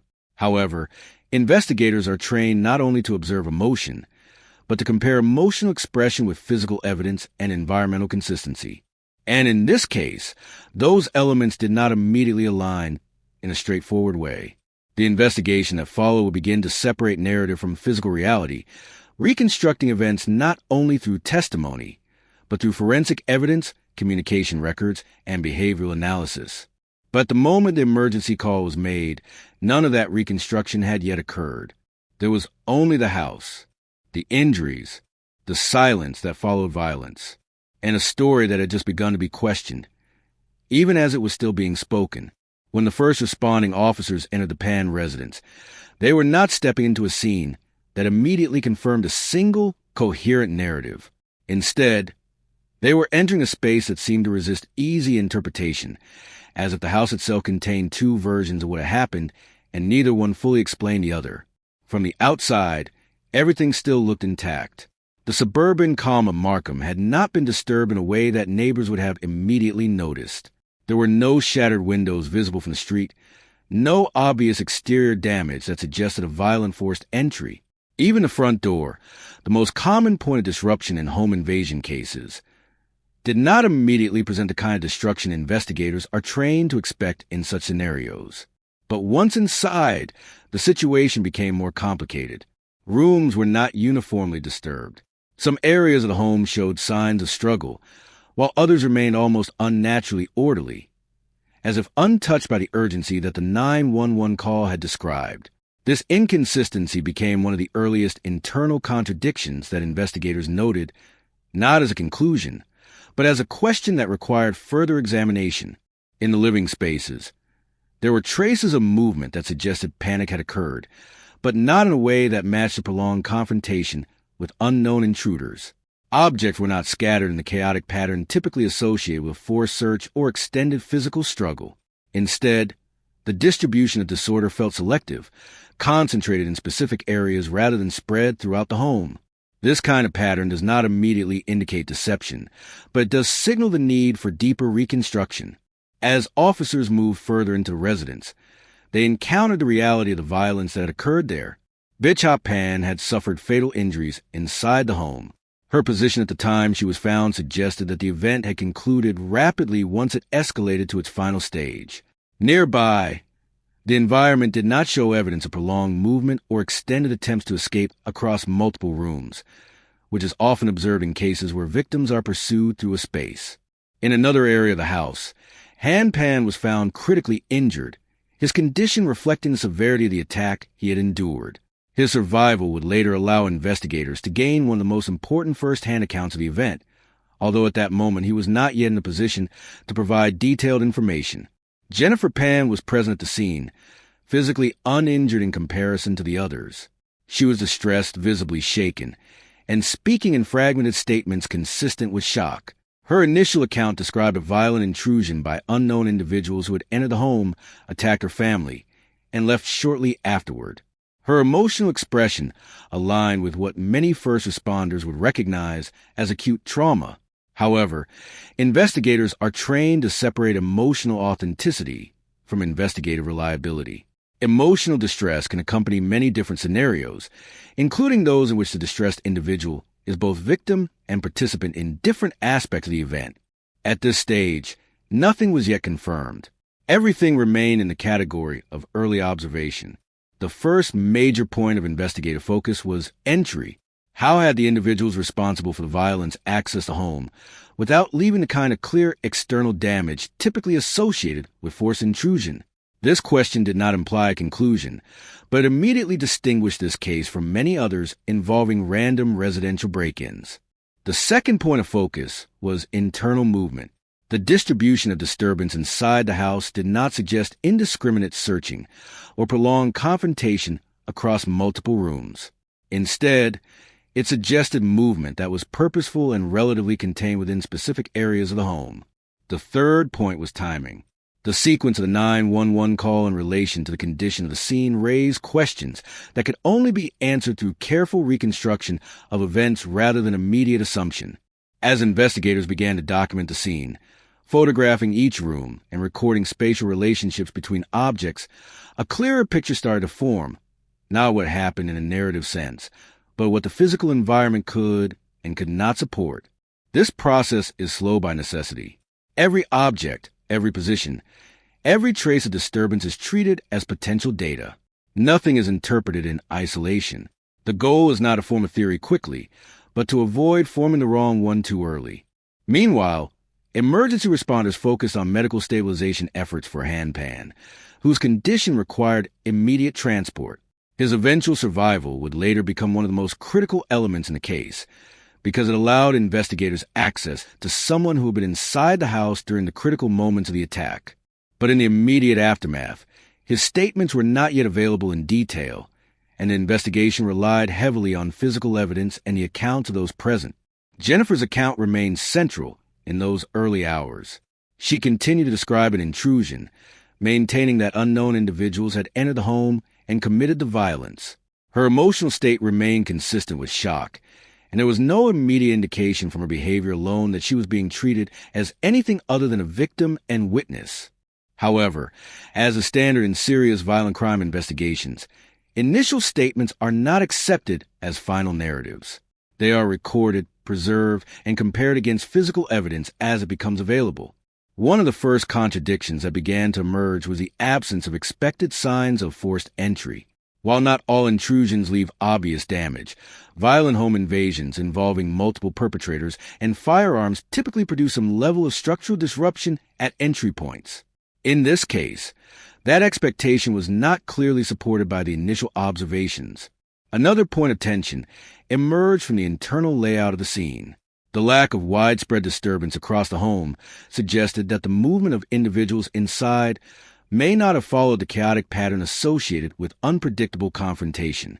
Instead, it suggested a more directed sequence of actions. At this stage, investigators did not assign meaning to these observations. They simply recorded them as inconsistencies that required explanation. Inside the home, attention also turned toward digital and electronic evidence. Surveillance systems and recording devices, if present, can provide critical insight into timing and movement. However, initial checks revealed that available recordings did not immediately provide a complete narrative of the incident. Some gaps existed, and those gaps would later become a significant focal point of forensic analysis. This absence of continuous visual documentation did not itself indicate wrongdoing, but it limited the ability to verify claims through direct observation. As the scene was processed, a parallel investigative path began to develop outside the physical home. Detectives started gathering background information on the family, their relationships, recent events, and any potential stressors or conflicts that could provide context for what had occurred. At this stage, nothing was yet concluded, but the investigation had already begun to move beyond the idea of random violence. It was transitioning toward a broader examination of relationships, access, and prior circumstances. Jennifer remained at the center of that evolving focus, not as an accused individual, but as a key source of information whose account would need to be carefully examined against emerging evidence. And as the night continued and the initial shock of the scene gave way to structured investigation, the case began its quiet transformation from a reported home invasion into something far more complex. Something that would require not only forensic analysis, but a complete reconstruction of the relationships and decisions that led to that moment. In the days following the initial response to the Pan residence, the investigation began to expand beyond the physical boundaries of the house itself and into more complex territory of relationships, communication patterns, and behavioral history. What had initially been approached as a violent home invasion was now being examined through multiple investigative lenses, each one designed to either support or challenge the emerging inconsistencies in the early narrative. At the center of that narrative remained Jennifer Pan. In the immediate aftermath of the incident, she was still formally considered a victim and a key witness. Her emotional presentation had aligned with trauma response in the earliest hours, and there was no immediate procedural reason to remove her from that classification. However, in serious violent crime investigations, classifications are always temporary until they're supported or contradicted by evidence. As detectives began the process of reconstructing events, they first focused on the most basic requirement of any investigative model, establishing a reliable timeline. This meant comparing Jennifer's account of the sequence of events with physical evidence from the scene, witness statements from emergency responders, and any available digital records. Each of these sources carried different levels of reliability, and none were treated as definitive in isolation.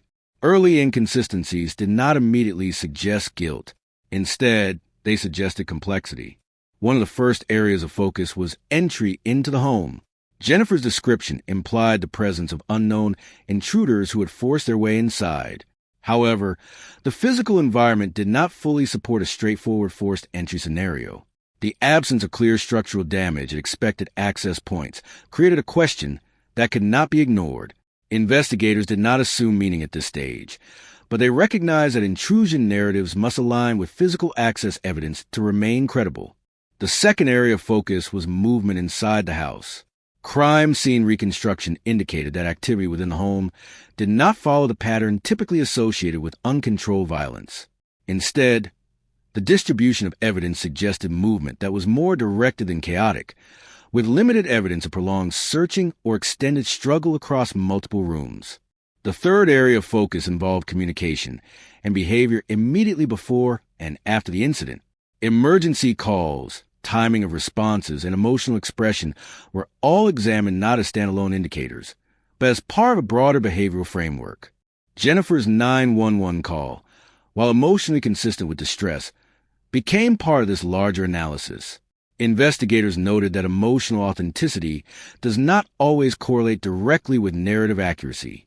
Trauma responses can occur in a wide range of circumstances, including those that involve confusion, shock, or psychological stress unrelated to direct victimization alone. As part of standard procedure, investigators began expanding their scope beyond the immediate incident to include background context.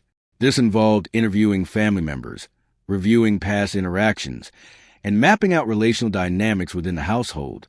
What emerged was a picture of a family environment that, while outwardly structured and stable, contained significant internal tension over time. These tensions were not initially framed in criminal terms, but as part of a broader understanding of how household dynamics evolve under pressure. One of the most significant findings in the early background investigation was the presence of a pattern of restricted independence within the household. Accounts from individuals close to the family suggested that Jennifer's daily life had become increasingly controlled in the period leading up to the incident. Movement, communication, and social interaction were described as being subject to limitations that had intensified over time. At the same time, investigators learned of Jennifer's long-term relationship with Daniel Wong. This relationship became an important point of interest, not because it was inherently criminal, but because it existed outside the awareness and approval of her parents. In domestic homicide investigations, undisclosed relationships often become relevant when they intersect with patterns of secrecy, stress, or conflict escalation. As detectives followed this line of inquiry, they began to identify additional individuals connected indirectly to Jennifer through her relationship with Danny. These connections formed a network that extended beyond the immediate family structure and into external social circles that had not been initially visible during the first hours of the investigation. It was through these connections that the investigation began to shift from a singular focus on a home invasion scenario to a broader consideration of premeditated involvement. The emergence of external actors introduced a new dimension to the case. Rather than focusing solely on unknown intruders, investigators now had to consider the possibility that the individuals involved in the attack may have had prior knowledge of the residence and its occupants. This shift did not immediately replace the original hypothesis, but it expanded the range of possibilities under consideration. As interviews continued, Inconsistencies between Jennifer's account and emerging evidence became more difficult to reconcile within a simple intrusion model, while emotional distress remained evident in her statements. The factual structure of her narrative did not always align with reconstructed physical timelines. At the same time, forensic analysis of the scene continued to develop. Evidence collection included ballistic examination, spatial mapping of movement within the home, and detailed documentation of entry and exit points. Each of these elements contributed to a gradually forming reconstruction of the sequence of events. One of the key developments during this phase was a realization that the incident may not have been random in nature.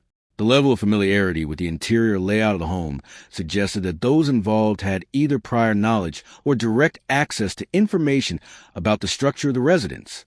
This observation did not immediately assign responsibility, but it significantly narrowed the range of plausible scenarios under investigation. As detectives pursued the financial and communication records associated with Jennifer and Danny, additional patterns began to emerge. Phone logs, messages, and timing of contacts provided a framework that suggested coordination between individuals in the period leading up to the incident. These findings did not yet constitute legal conclusions, but they contribute to a growing divergence between the initial narrative of a spontaneous home invasion and a more complex scenario involving planning and external coordination. Throughout this process, Jennifer remained a central figure in the investigation, but her role was no longer defined solely by her statement as a witness. She was now part of a broader evidentiary network being analyzed for consistency, timing, and behavioral alignment. Detectives approached this phase cautiously, aware that premature conclusions in emotionally charged cases can lead to investigative error. Each piece of evidence was evaluated in relation to the whole, and alternative explanations were continuously considered. However, as more information accumulated, the gap between the initial account and the reconstructed evidence continued to widen. By the end of this investigative phase, the case had clearly moved beyond the boundaries of a simple residential intrusion. It had become a multi-layered inquiry into relationships, planning, and the involvement of multiple individuals connected through both personal and external networks. And within that evolving framework, the original narrative began to lose its stability, replaced by a more complex and unsettling possibility that required further confirmation through additional breakthroughs still to come. The turning point in the investigation did not arrive as a sudden revelation, but rather as a gradual collapse of uncertainty under the weight of accumulating contradictions. For days, detectives had been working with two competing frameworks of interpretation. One described a tragic home invasion carried out by unknown intruders. The other suggested something far more structured, involving prior planning and internal knowledge of the household. Neither model could be confirmed without additional evidence that clearly separated coincidence from intention. That evidence began to emerge through the careful reconstruction of communication patterns and digital activity surrounding Jennifer Pan and the individuals connected to her. At first, what investigators found did not appear decisive on its own. Phone records showed contact between Jennifer and individuals outside her immediate family circle in the period leading up to the incident. These contacts were not unusual in isolation. Many people maintain external relationships unrelated to family dynamics. However, when these communications were placed against the timeline of the attack, their relevance changed. The timing of certain calls and messages suggested coordination rather than casual interaction. Conversations occurred in windows that aligned closely with key phases of planning and execution. This alignment did not yet prove intent, but it introduced a level of structure that was inconsistent with a random intrusion scenario. As investigators dug deeper, they identified a chain of communication that extended beyond Jennifer and Daniel Wong. This chain involved additional intermediaries, individuals who were not part of the family, but who became functionally connected to the events through a sequence of introductions and transactions. This network did not operate in a direct or transparent way. Instead, it functioned through layers of separation, where each participant interacted with only a limited portion of the overall structure. This fragmentation created psychological and practical distance between the origin of intent and the final execution of actions. It was this layered structure that began to fundamentally shift the direction of the investigation. At the same time, forensic analysis of the crime scene continued to refine the understanding of how the events inside the home unfolded.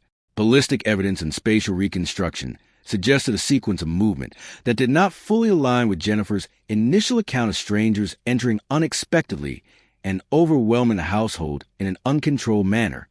Instead, the evidence indicated a level of internal awareness among those who entered the home, suggesting that the environment was not entirely unfamiliar to them at the time of entry. This observation was critical because it challenged one of the core assumptions of the original narrative, that the perpetrators had no prior connection to the residents. As these findings accumulated, investigators returned repeatedly to Jennifer's statements. Her emotional presentation had remained consistent throughout early interviews. She expressed shock, fear, and distress. But consistency of emotion is not the same as consistency of fact. Detectives began to map discrepancies between her account and the physical evidence in a structured format. Each element of her narrative was compared against forensic findings, and where divergence appeared, it was documented and re-examined. This process did not immediately assign guilt, but it systematically reduced the plausibility of the initial home invasion theory. One of the most significant developments during this phase involved the identification of individuals who had physical proximity to the residents in the time frame surrounding the incident.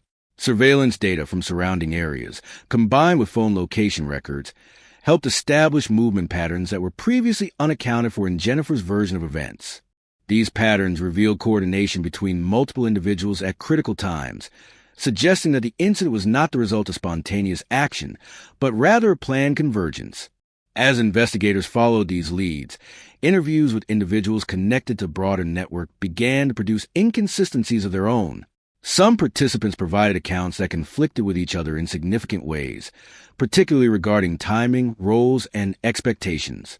These contradictions did not exist in isolation, but rather formed a pattern that reinforced the possibility of coordinated planning. At this stage, investigators began to consider the possibility that Jennifer's role was not limited to that of a passive victim or uninvolved bystander. This shift in perspective did not occur lightly. In serious violent crime investigations, reclassifying a central figure from witness to potential participant requires a high threshold of corroborating evidence. Emotional interpretation alone is never sufficient. The decision must be grounded in multiple independent data sources that converge toward the same conclusion. In this case, that convergence began to form through communication records, behavioral timing, financial arrangements, and inconsistencies between reported and physical timelines. As pressure on the investigative narrative increased, detectives conducted more focused interviews with individuals connected to the external network. These interviews gradually revealed a structure in which roles had been distributed among multiple participants, each contributing to a different stage of the overall sequence. Some individuals were involved in coordination, others in logistics, others in execution. And within that structure, the origin point of intent became a central question. As the investigation progressed, evidence increasingly pointed toward Jennifer and Daniel as originating actors in the chain of events, not necessarily as direct participants in the physical act itself, but as individuals whose decisions and planning set the broader sequence in motion. This was the critical shift in the case. The transformation from viewing the incident as an external attack to understanding it as a coordinated internal plan marked the true breakthrough moment in the investigation. Once this framework was established, previously ambiguous evidence began to take on clearer meaning. The absence of forced entry became more significant. The timing of movements inside the house became more structured. The distribution of actions among participants became more coherent when viewed through the lens of coordination rather than randomness.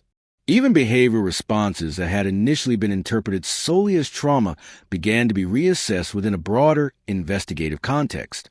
At the same time, investigators remained cautious. Breakthroughs in cases of this nature require confirmation through multiple independent sources before they can be considered reliable. Every conclusion had to be tested against alternative explanations to ensure that interpretation did not outpace evidence. However, as the layers of analysis accumulated, the probability of a random home invasion scenario continued to decrease. By the end of this phase, the investigative framework had fundamentally changed. What had begun as a violent residential intrusion was now understood as a multi-participant event with elements of planning, coordination, and internal linkage. And within that newly formed understanding, attention began to focus more directly on the question of legal responsibility, which would soon transition the case from investigation into courtroom proceedings, where every element of the reconstructed narrative would be tested under judicial scrutiny. By the time the case reached the courtroom, the emotional weight surrounding the Pan family tragedy had already transformed from private grief into public scrutiny. What had once been a quiet suburban household in Markham had become the center of one of the most disturbing criminal cases in Canadian legal history, and the courtroom would now serve as the place where competing narratives would be stripped of emotion and tested against evidence. Inside the courtroom, there was no space left for ambiguity in the way the outside world had experienced it during the early stages of the investigation. Every detail would now be examined not as a fragment of the story, but as part of a structured legal argument. The prosecution and defense would not only present facts, but also attempt to define meaning itself. Jennifer Pan sat at the center of that process. Her physical presence in the courtroom was calm in a way that contrasted sharply with the violence that had defined the case. She was no longer the distressed voice from the 911 call, nor the shaken figure in the immediate aftermath of the crime scene. Instead, she appeared composed, controlled, and attentive to every detail being presented. But beneath that surface, the courtroom atmosphere carried the invisible pressure of everything that had already been revealed during the investigation. The prosecution began by reconstructing the sequence of events in a linear and deliberate manner. They did not rely on emotional framing. Instead, they relied on structure, timing, and convergence of evidence. Each element of the case was presented as part of a larger system that pointed toward planning and coordination rather than random violence. The central argument was not only that Jennifer's parents had been attacked inside their home, but that the conditions surrounding that attack were inconsistent with an unplanned intrusion. The prosecution emphasized the importance of communication records, timing of contacts, and the presence of multiple individuals whose actions aligned with coordinated sequence. As evidence was introduced, the courtroom was shown how information moved through different layers of individuals, creating a chain of responsibility that extended beyond the physical act itself. This chain was not presented as speculation, but as a reconstructed pathway supported by data obtained during the investigation. The role of Daniel Wong was presented as part of this structure, illustrating how external coordination had contributed to the progression of events. The prosecution carefully outlined how decisions made in advance of the incident had created the conditions necessary for the attack to occur. They also returned repeatedly to the physical evidence from the home itself, the absence of forced entry, the controlled nature of movement within the house, and the inconsistencies between Jennifer's initial account and forensic findings were all presented as elements that, when viewed together, formed a coherent alternative explanation to the original narrative of a home invasion. The courtroom listened as the prosecution constructed a framework in which Jennifer was not merely present at the scene, but actively connected to the planning stages that preceded it. The defense, however, approached the case from a fundamentally different perspective. Their argument did not deny the tragedy or the violence that occurred, but it challenged the interpretation of intent and the reliability of the reconstructed narrative presented by the prosecution. They emphasized the psychological environment in which Jennifer had lived for years, a household characterized by strict control, high expectations, and limited personal autonomy. In their framing, this environment was not simply background context, but a critical factor in understanding her actions and decisions. The defense argued that pressure, fear, and emotional dependency could distort judgment to such a degree that decisions made under those conditions could not be understood through a purely rational lens. They presented Jennifer not as a calculated planner, but as someone shaped by long-term psychological constraint whose perception of escape had become increasingly distorted over time. Throughout the proceedings, the courtroom was presented with contrasting interpretations of the same set of facts. Where the prosecution saw coordination, the defense saw fragmentation. Where the prosecution saw intent, the defense saw desperation. Where the prosecution saw planning, the defense saw psychological collapse under sustained pressure. Witness testimony played a critical role in shaping the emotional and factual texture of the trial.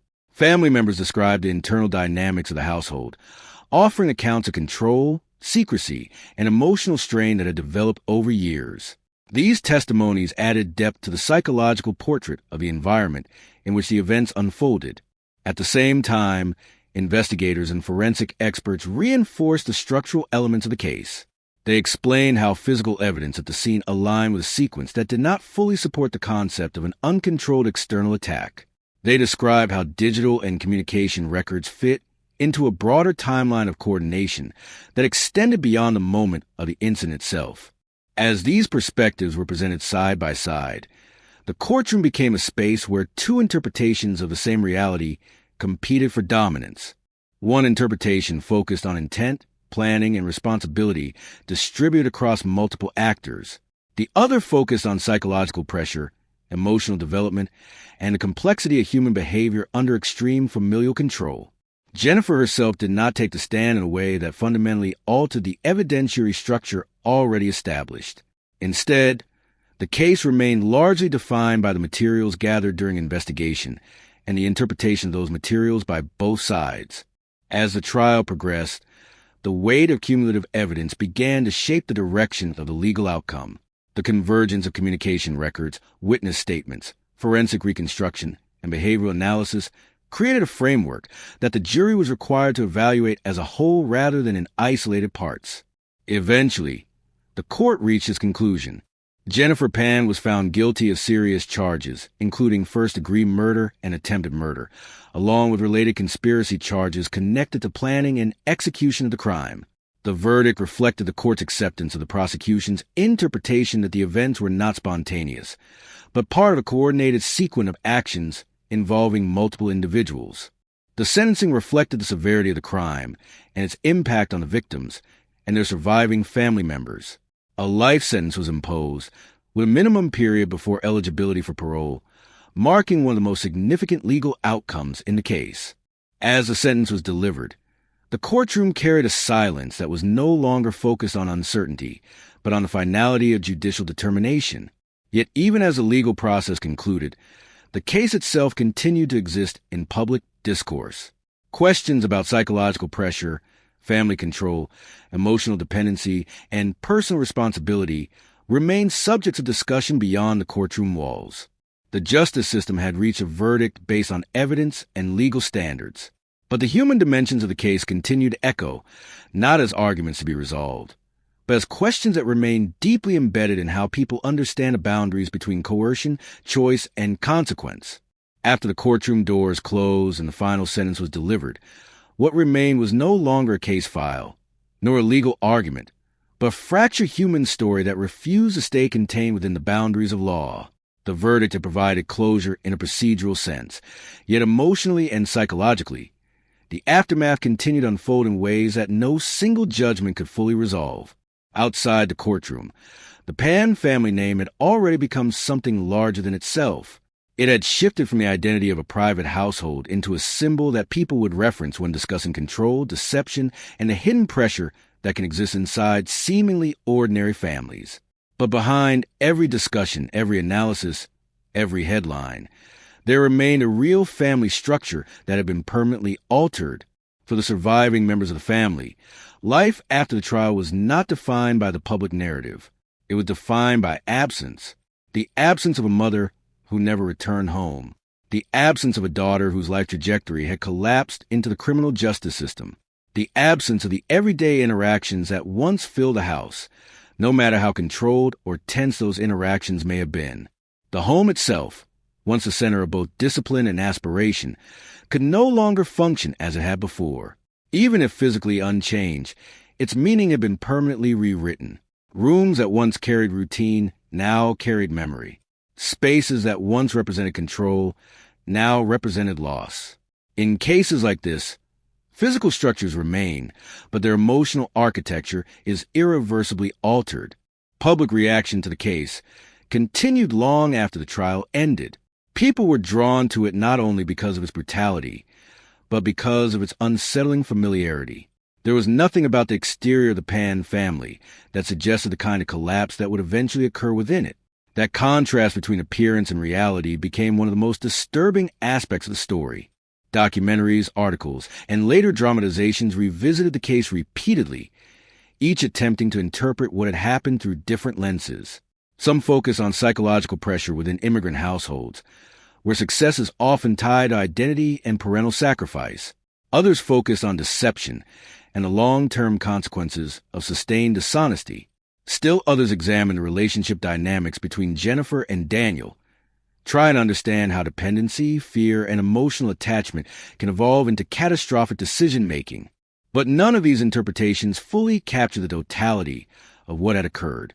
The case resisted simple categorization because it existed at the intersection of multiple forces at once: family expectation, personal ambition, secrecy, control, and ultimately violence. One of the most difficult questions that continued to surface in public discussion was how a person could live a double life for so long without external detection. Jennifer's fabricated academic and personal narrative did not emerge suddenly. It developed over years, reinforced by repetition, isolation, and fear of exposure. Each lie created the necessity for another, building a parallel reality that gradually became more demanding to maintain than the truth itself. From a psychological perspective, sustained deception of this kind does not remain static. It evolves into a system that shapes decision-making, emotional responses, and perceived options for escape. What begins as avoidance can transform into entrapment within the very structure created to avoid consequences. At the same time, the role of family control and expectation cannot be separated from that development. The pressure to achieve, to conform, and to represent success within a tightly defined framework contributed to an environment in which failure was not perceived as an option, but as a threat to identity. This does not excuse actions, but it does help explain how certain pathways of reasoning can become distorted under sustained emotional pressure. Even after sentencing, Jennifer's statements continue to reflect a version of events in which intent and outcome were not fully aligned. She maintained that her original desire was not to cause death, but to escape an environment she perceived as overwhelming and inescapable. However, the legal system had already determined that the actions taken went far beyond that threshold, and that the foreseeable consequences of those actions could not be separated from responsibility. This tension between subjective perception and objective consequence remains one of the most difficult aspects of the case. It raises questions that extend beyond one individual or one family. Questions about how far human behavior can be shaped by environment before it becomes something else entirely. Questions about where accountability begins when decisions are made under emotional distortion but result in irreversible harm. For the victims, however, those questions are not theoretical. They are final. Bitch Ha Pan's life ended inside a home that was meant to represent safety. Her absence became a permanent rupture in the lives of those who knew her. Han Pan's survival came with lasting physical and emotional consequences, transforming his life into one defined not only by recovery, but by loss that could never be reversed. In the years following the case, the broader public understanding of domestic control and hidden abuse became more nuanced. The Pan case is often referenced not because it provides clear answers, but because it exposes how complex and invisible certain dynamics can be until they erupt into irreversible outcomes. There is no final moment in a case like this where everything becomes simple. Even after conviction, even after sentencing, even after years of reflection, the underlying human contradictions remain unresolved. A daughter raised under pressure, a family built on expectation, a relationship formed in secrecy, a sequence of decisions that move gradually from escape fantasy into real-world consequence. And at the center of it all, a home that once represented aspiration, becoming instead the site of permanent loss. The aftermath is not a conclusion. It is what continues to exist when the legal process is over, when the headlines fade, and when only memory remains to hold together what reality has already broken apart. There is a point in every true crime case where the story stops being about what happened and becomes about what remains. Not evidence, not verdicts, not even memory in the legal sense, but something quieter, heavier, and far more persistent. The kind of aftermath that does not fade with time because it is not built from a single moment, but from years of accumulated human tension that finally reach its breaking point. The Pan case exists in that space. Long after the courtroom closed, long after the sentence was recorded and filed into legal history, the story did not truly end. It continued in fragments, in conversations, in documentaries, in late-night discussions where people try to make sense of how a family structure that appeared stable from the outside could contain so much internal fracture without collapsing sooner. What makes this case linger is not only its violence, but its familiarity. There is nothing in the exterior presentation of the Pan family that signals what will eventually happen. That is what unsettles people. The idea that the surface of a life can remain intact while the internal architecture slowly shifts into something unrecognizable. Jennifer Pan's story is often reduced in public discourse to a single narrative of deception and consequence. But beneath that simplification lies a more uncomfortable reality. The case is not built on one cause. It is built on layers that accumulated over time. Expectations that hardened into pressure, pressure that hardened into secrecy, secrecy that eventually became a second life. In that second life, truth and performance stopped being separate categories. They merged, at first through necessity, then through repetition, until maintaining the illusion required more structure than maintaining reality itself. This is where many observers struggle to understand the psychology involved, because deception on this scale is not maintained through a single decision. It is maintained through hundreds of small adjustments that gradually replace authenticity with survival strategy. But even that explanation is incomplete without acknowledging the environment in which it developed. Control, expectation, and emotional dependency shape the household in ways that are difficult to quantify in legal terms. These are not elements that appear clearly in forensic reports or surveillance footage. They exist in tone and routine, in the unspoken rules that govern daily life. Over time, those rules can become so embedded that they feel indistinguishable from identity itself. This is why the case continues to generate debate, not because the facts are unclear, but because interpretation is layered on top of those facts in ways that lead to different moral conclusions depending on where attention is placed. If the focus is placed on planning and coordination, the story becomes one of intent and responsibility. If the focus is placed on psychological pressure and long-term constraint, the story becomes one of distortion and desperation. Both perspectives draw from real elements of the case. Neither fully erases the other. What remains undeniable is a final outcome. A mother lost in a space that was supposed to be safe. A father surviving with injuries that permanently altered his life. A daughter whose choices placed her at the center of a legal system that had to translate human complexity into legal categories that do not always accommodate emotional ambiguity. In the years that followed, the case became a reference point in discussions about family dynamics, psychological pressure, and the hidden consequences of control within domestic environments. It is often used as an example, but it is important to remember that examples in this context are built from real lives that cannot be reduced without loss. For those directly connected to the case, there is no symbolic version of events. There is only what happened and what cannot be undone. Time does not resolve cases like this. It only changes the distance from which they are viewed. For the public, that distance can create a sense of analysis, of interpretation, of intellectual framing.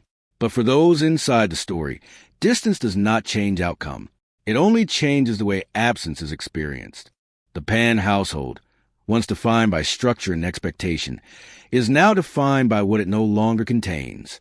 The routines that once filled it have been replaced by silence. The future that once seemed planned has been replaced by interruption. And the relationships that once defined its identity have been permanently altered by a single sequence of irreversible decisions. This is the final truth of the case, and also its most uncomfortable lesson. That extreme outcomes are rarely the result of a single moment of rupture. They are the endpoint of processes that develop slowly, often invisibly, until they reach a point where reversal is no longer possible. And once that point is crossed, the story no longer belongs only to those who lived it. It belongs to everyone who tries to understand it afterward. There is a final layer to cases like this that rarely appears in official records or courtroom transcripts, yet it shapes the way they continue to exist in public consciousness. It is a layer of interpretation that happens after everything has already been decided, when the legal system has finished speaking, but human understanding continues to search for meaning in what remains. The Pan case has entered that stage permanently. Years after the verdict, it is no longer viewed only as a criminal investigation or a courtroom outcome. It has become a case study in contradiction, a situation where multiple truths exist at once, even if only one truth can be legally recognized. The tension between those truths is what keeps the case alive in discussion long after the legal process is ended. One of the most persistent questions surrounding the case is how to understand the relationship between intention and environment. In legal terms, intention is often treated as a defined mental state that can be inferred from actions, planning, and outcome. But in lived experience, intention is rarely isolated from context. It is shaped by pressure, fear, desire, and perceived limitation. The Pan case forces those two interpretations into collision.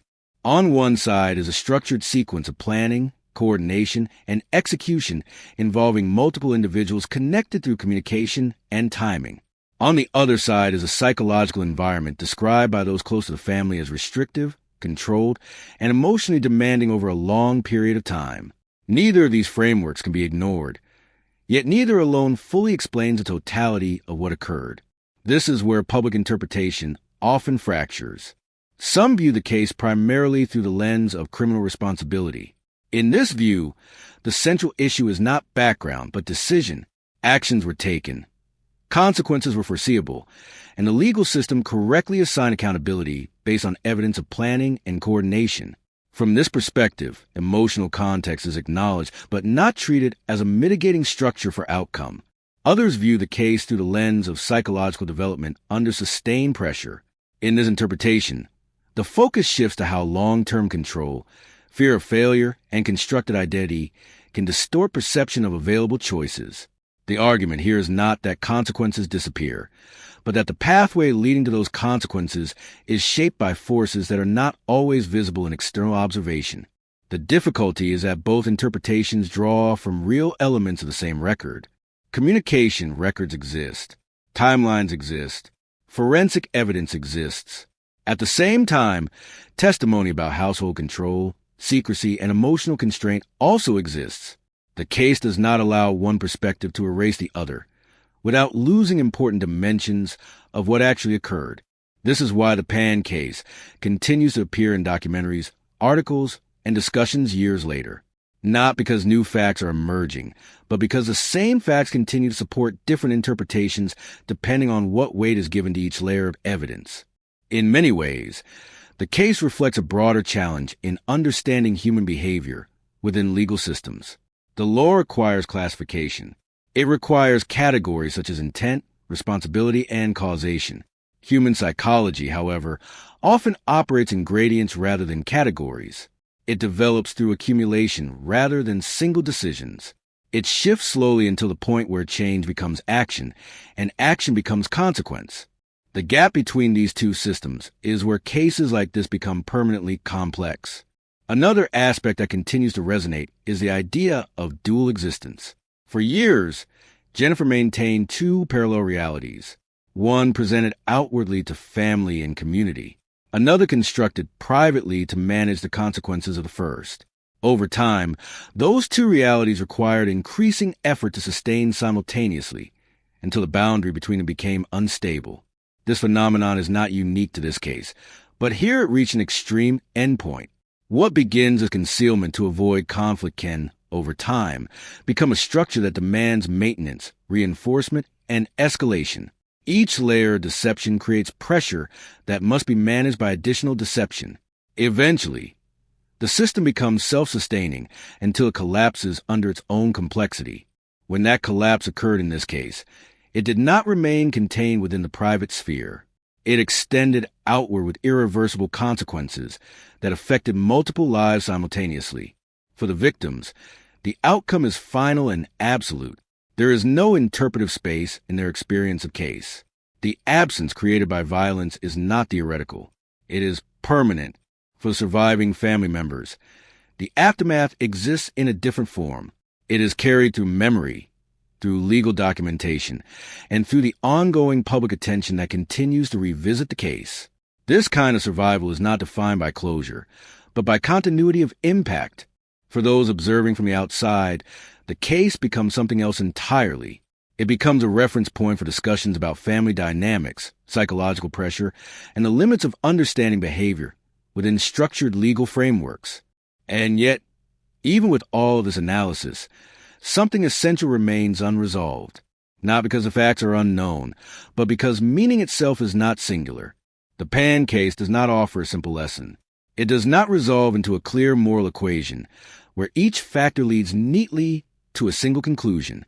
Instead, it exists as a layered reality where responsibility, environment, intention, and consequence intersect in ways that resist simplification. That resistance is what keeps the case present in public memory, not as a mystery waiting to be solved, but as a reminder that human behavior can unfold in ways that are both understandable and incomprehensible at the same time. And in that tension, the story continues to exist long after its final legal page has been written. There is a final perspective that often emerges only after a case has been examined from every possible angle, when facts have been laid out, timelines reconstructed, motives debated, and verdicts delivered. It is a perspective of distance, where emotion no longer drives interpretation, but understanding attempts to take its place. In the Pan case, that distance does not simplify anything. Instead, it reveals how deeply layered the entire sequence of events truly was. At its core, this case is not defined by a single act, but by a gradual accumulation of decisions that moved along parallel tracks for years. One track was visible to the outside world, built on achievement, presentation, and the appearance of stability. The other existed behind closed doors, shaped by secrecy, fear of exposure, and the pressure of maintaining control over an increasingly fragile constructed reality. What makes this case so difficult to compress into a single narrative is that every layer contains its own internal logic. The family structure had its own expectations and rules, shaped by cultural values, immigration experience, and generational pressure. The individual psychological development of Jennifer formed within that structure, absorbing its demands while simultaneously attempting to create an independent identity outside of it. These two forces did not remain separate. They collided repeatedly over time, each interaction increasing the tension between outward expectation and internal reality. As that tension grew, the space for open communication narrowed. In many families, conflict can be resolved through dialogue, adjustment, or gradual change. But in this case, communication itself became constrained, filtered through fear of disappointment, fear of punishment, and fear of losing control over a carefully maintained external image. When communication becomes restricted, interpretation replaces dialogue, and assumptions begin to shape behavior more than direct understanding. This is where the psychological complexity of the case deepens. Jennifer's double life did not begin as a plan for harm. It began as a strategy for survival within a perceived environment of extreme expectation. Over time, that strategy required continuous reinforcement. Lies had to be expanded, adjusted, and protected from exposure. Each layer of concealment reduced the possibility of returning to a single unified reality. Eventually, maintaining separation between truth and performance became more demanding than confronting the consequences of collapse. At the same time, the emotional relationship between Jennifer and her partner introduced an external axis of influence that further complicated decision-making. Relationships formed under conditions of secrecy and constraint often develop their own internal logic, one that prioritizes escape, relief, and immediate emotional resolution over long-term consequence. When combined with a high-pressure family environment, this can produce a distorted perception of available options, where extreme solutions begin to feel like the only remaining pathways. None of this exists in isolation. Each element interacts with the others, reinforcing a cycle that gradually narrows perception until decisions are made within a severely limited emotional framework. From a legal standpoint, however, the system cannot operate within ambiguity. The law requires classification of actions based on evidence of intent, participation, and foreseeable consequence. In this framework, the court determined that the actions involved in the case met the threshold for serious criminal responsibility, supported by communication records, coordinated activity, and forensic reconstruction of events.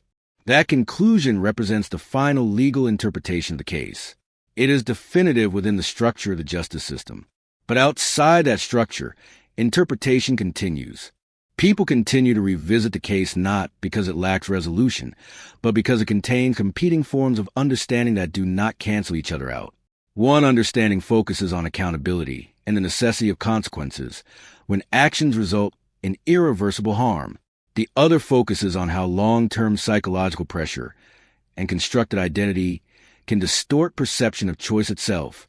The tension between these two interpretations is what gives the case its lasting presence in public consciousness. For those directly affected, however, interpretation is not the primary reality.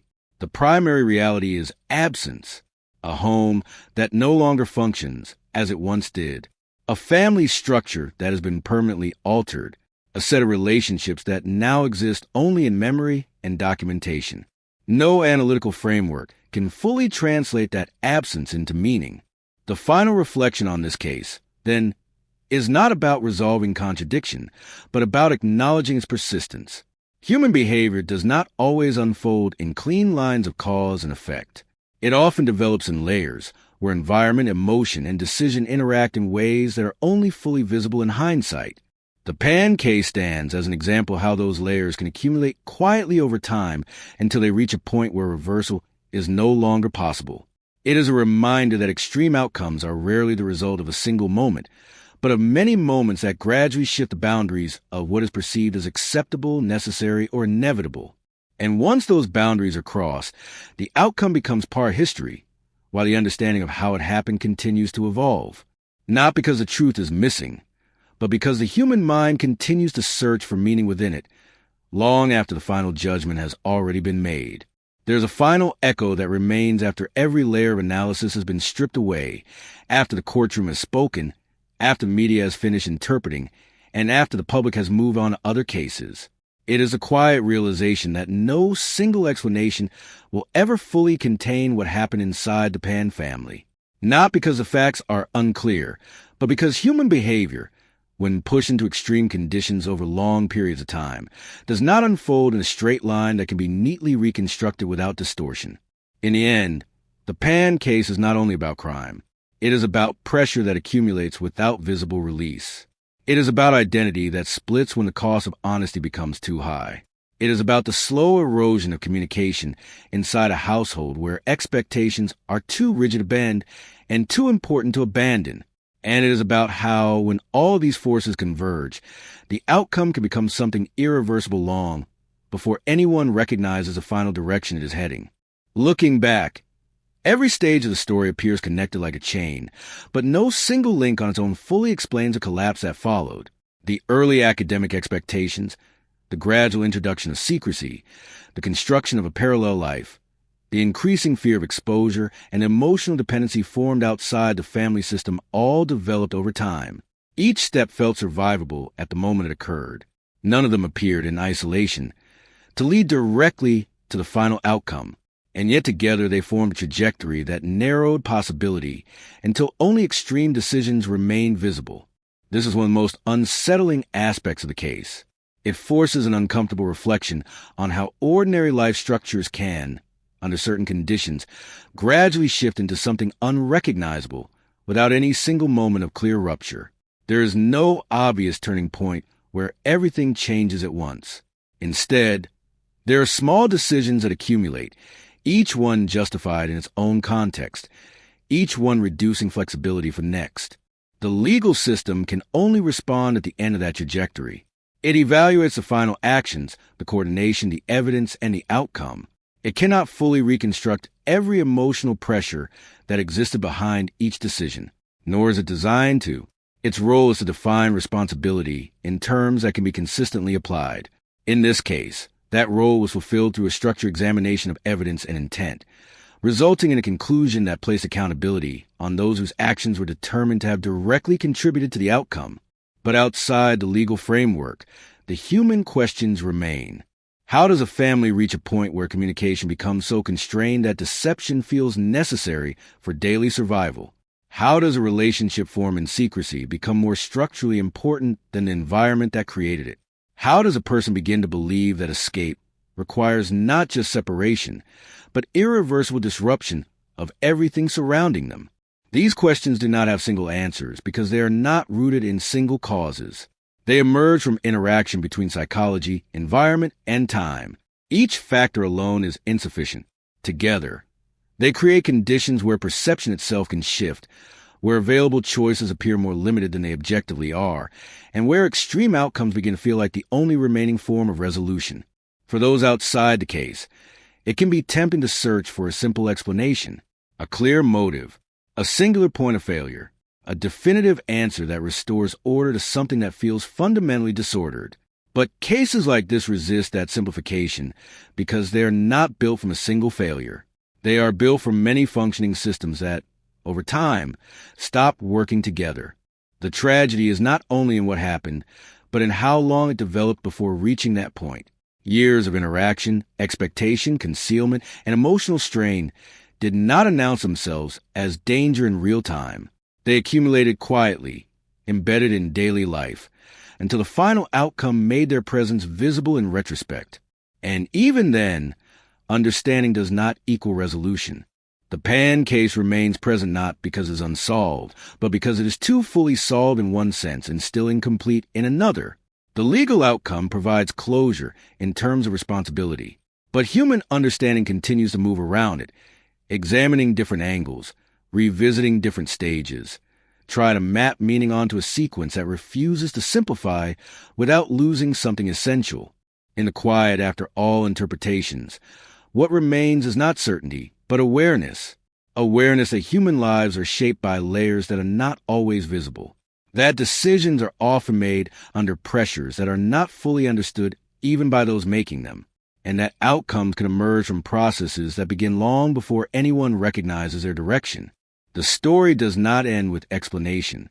It ends with recognition that some stories cannot be reduced without distortion, and that even after everything has been said, there is still something left that language cannot fully hold. There is a final layer to this story that exists beyond investigation, beyond courtroom reconstruction, and beyond public interpretation.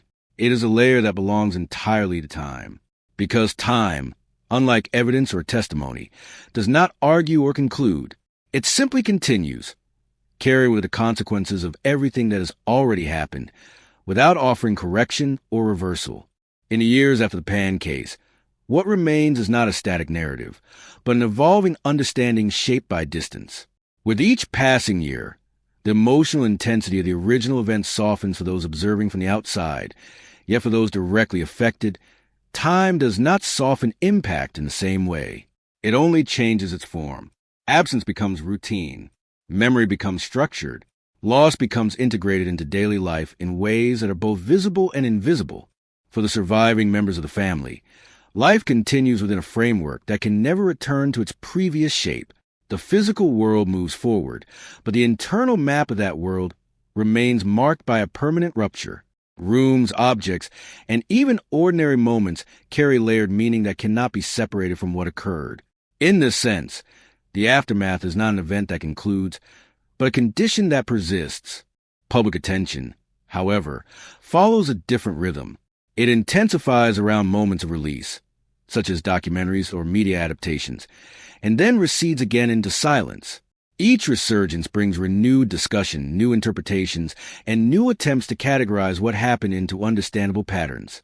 Yet with each cycle, something important becomes clearer. The case does not become simple with time. It becomes more deeply embedded in collective memory as an example of how complexity resists closure. One of the most enduring aspects of the Pan case is how it forces a confrontation with uncomfortable ambiguity. People prefer narratives that separate clearly into categories of victim and perpetrator, cause and effect, right and wrong. This case complicates those categories not by removing them, but by overlapping them in ways that make separation difficult without oversimplification. It is possible to identify responsibility through legal standards. It is also possible to understand psychological pressure as a shaping force in human behavior. These two forms of understanding do not cancel each other out, but they also do not fully merge into a single coherent explanation. They remain parallel interpretations of the same sequence of events. This is why the case continues to be revisited in academic discussions, psychological analysis, and public forums, not because the facts are disputed, but because interpretation remains open in ways that reflect broader questions about human decision-making under constraint. The case becomes a lens through which people examine their own assumptions about choice, autonomy, and influence. At the center of all interpretation remains a simple and irreversible fact. A sequence of actions occurred that led to permanent loss of life and irreversible change for multiple people. That fact does not shift with interpretation. It anchors the entire narrative in reality, regardless of how it is analyzed or understood. Everything else exists around that anchor. The structure of the family, the development of secrecy, the formation of parallel identities, the external relationships that developed under constraint, the decisions that accumulated over time until they converged into a single moment of irreversible consequence. Each of these elements can be examined individually, but none of them alone define the outcome. It is their interaction over time that created the conditions for what eventually occurred. Time also reveals something else about this case. It reveals how easily human systems can normalize dysfunction when it develops gradually enough. What might appear extreme from an outside perspective can, within a closed environment, become integrated into daily routine. This does not diminish responsibility. Rather, it highlights how perception can adapt to conditions over time, even when those conditions are ultimately unsustainable. The lesson, if there is one to be drawn, is not simple. It is not a warning that fits neatly into a single sentence or moral statement. It is instead a recognition of how layered human behavior can be, and how outcomes are often a result of long processes rather than isolated moments. In the quiet that follows all analysis, what remains is awareness of fragility. Fragility of communication within families. Fragility of identity under pressure. Fragility of perception when reality is filtered through secrecy and fear. And ultimately, fragility of systems that appear stable until the moment they are no longer able to contain the forces building within them. The Pan case continues to exist not because it demands resolution, but because it reflects conditions that are not unique. It reflects patterns that can appear in different forms across different lives, where pressure accumulates quietly and decisions are made within narrowing spaces of perceived possibility. And long after the facts are established and the verdict is delivered, what remains is not conclusion, but recognition. Recognition that understanding human behavior is not about finding a single answer, but about accepting that some answers exist in layers that do not fully align, yet still belong to the same reality. That is where this story ultimately settles. Not in certainty, but in the space where certainty ends and reflection begins. There is a final quiet that follows every attempt to understand a case like this, a silence that is not empty, but full of everything that cannot be fully expressed through explanation alone. After analysis, after interpretation, after legal conclusion and public debate, what remains is not resolution in the emotional sense, but a kind of settled awareness that some human stories are too layered to be reduced into a single moral shape without losing part of their truth. The Pan case sits permanently in that space. It is no longer only an event in time, but a reference point in how people think about family systems under pressure, about identity constructed through expectation, and about how private reality can diverge from public appearance until the distance between them becomes unsustainable. Yet even as it is studied and retold, it resists becoming fully contained within any one explanation, because every explanation touches only one dimension of what happened. If one focuses on responsibility, the structure becomes clear in legal terms. There are actions, coordination, communication, and consequences that align into a sequence the justice system can evaluate. In that structure, accountability is defined through evidence and established thresholds of intent and participation. This is a framework that allows society to respond to harm in a consistent and organized way. But if one shifts focus to the internal lived experience of the individuals involved, the structure changes shape. What appears linear in hindsight becomes layered in real time. Pressure does not arrive as a single force. It accumulates through repeated expectations, repeated concealments, repeated adjustments to maintain stability in environments that feel increasingly restrictive. Over time, those adjustments can become the default method of navigating reality itself. Neither of these perspectives cancels the other. They exist simultaneously, even if they do not resolve into a single unified explanation. This is why the case continues to be revisited long after its conclusion, not because there is missing information, but because human understanding does not operate like a closed file. It continues to reevaluate meaning as context changes, as emotional distance increases, and as broader awareness of psychological dynamics evolves over time. In that ongoing reevaluation, One of the most difficult elements to fully grasp is how ordinary life structures can slowly shift into states of imbalance without immediate recognition. Families do not typically move from stability to rupture in a single visible step. More often, change occurs incrementally. Expectations tighten. Communication narrows. Private coping mechanisms develop. External appearances remain consistent, even as internal experience becomes increasingly fragmented. At some point in that process, the effort required to maintain continuity becomes greater than the effort required to confront disruption. But that realization is rarely clear while it is happening. It is only visible afterward, when outcomes have already taken shape and the earlier stages can be traced back with hindsight. The Pan case demonstrates how hindsight can reveal patterns that were not visible in real time, yet even that clarity has limits. Because understanding how something developed does not automatically translate into understanding how it felt to live through each step as it unfolded. That gap between external analysis and internal experience is where much of the complexity remains. For those outside the immediate family, the case becomes a narrative that can be examined, discussed, and interpreted through multiple frameworks. It becomes part of a larger conversation about human behavior under constraint, about the boundaries between choice and influence, and about how environments shape perception of available options. In this sense, the case extends beyond itself and becomes part of a broader exploration of how people navigate pressure and expectation. But for those directly connected to events, the story is not theoretical. It is not an example. It is a permanent alteration of lived reality. Time does not convert it into abstraction. It only changes the form in which it is carried. What remains consistent across all perspectives is that the outcome cannot be undone. Everything else exists in relation to that fact. Interpretation, analysis, reflection, and debate all orbit around an irreversible center. And so the final understanding of this case is not a conclusion that closes discussion, but a recognition that some human events continue to generate meaning long after their factual sequence has ended, not because they are unresolved, but because they contain more than a single layer of explanation can hold. In the end, what remains is awareness. Awareness that human lives are built from overlapping systems of expectation, emotion, and environment. Awareness that those systems can remain stable for long periods before shifting in ways that are not immediately visible. And awareness that when they do shift, the results can extend far beyond what any single moment appears capable of producing on its own. This is where the story rests. Not in finality, but in the understanding that finality is not always the same as closure, and that some cases continue to speak not through answers, but through the questions they leave behind.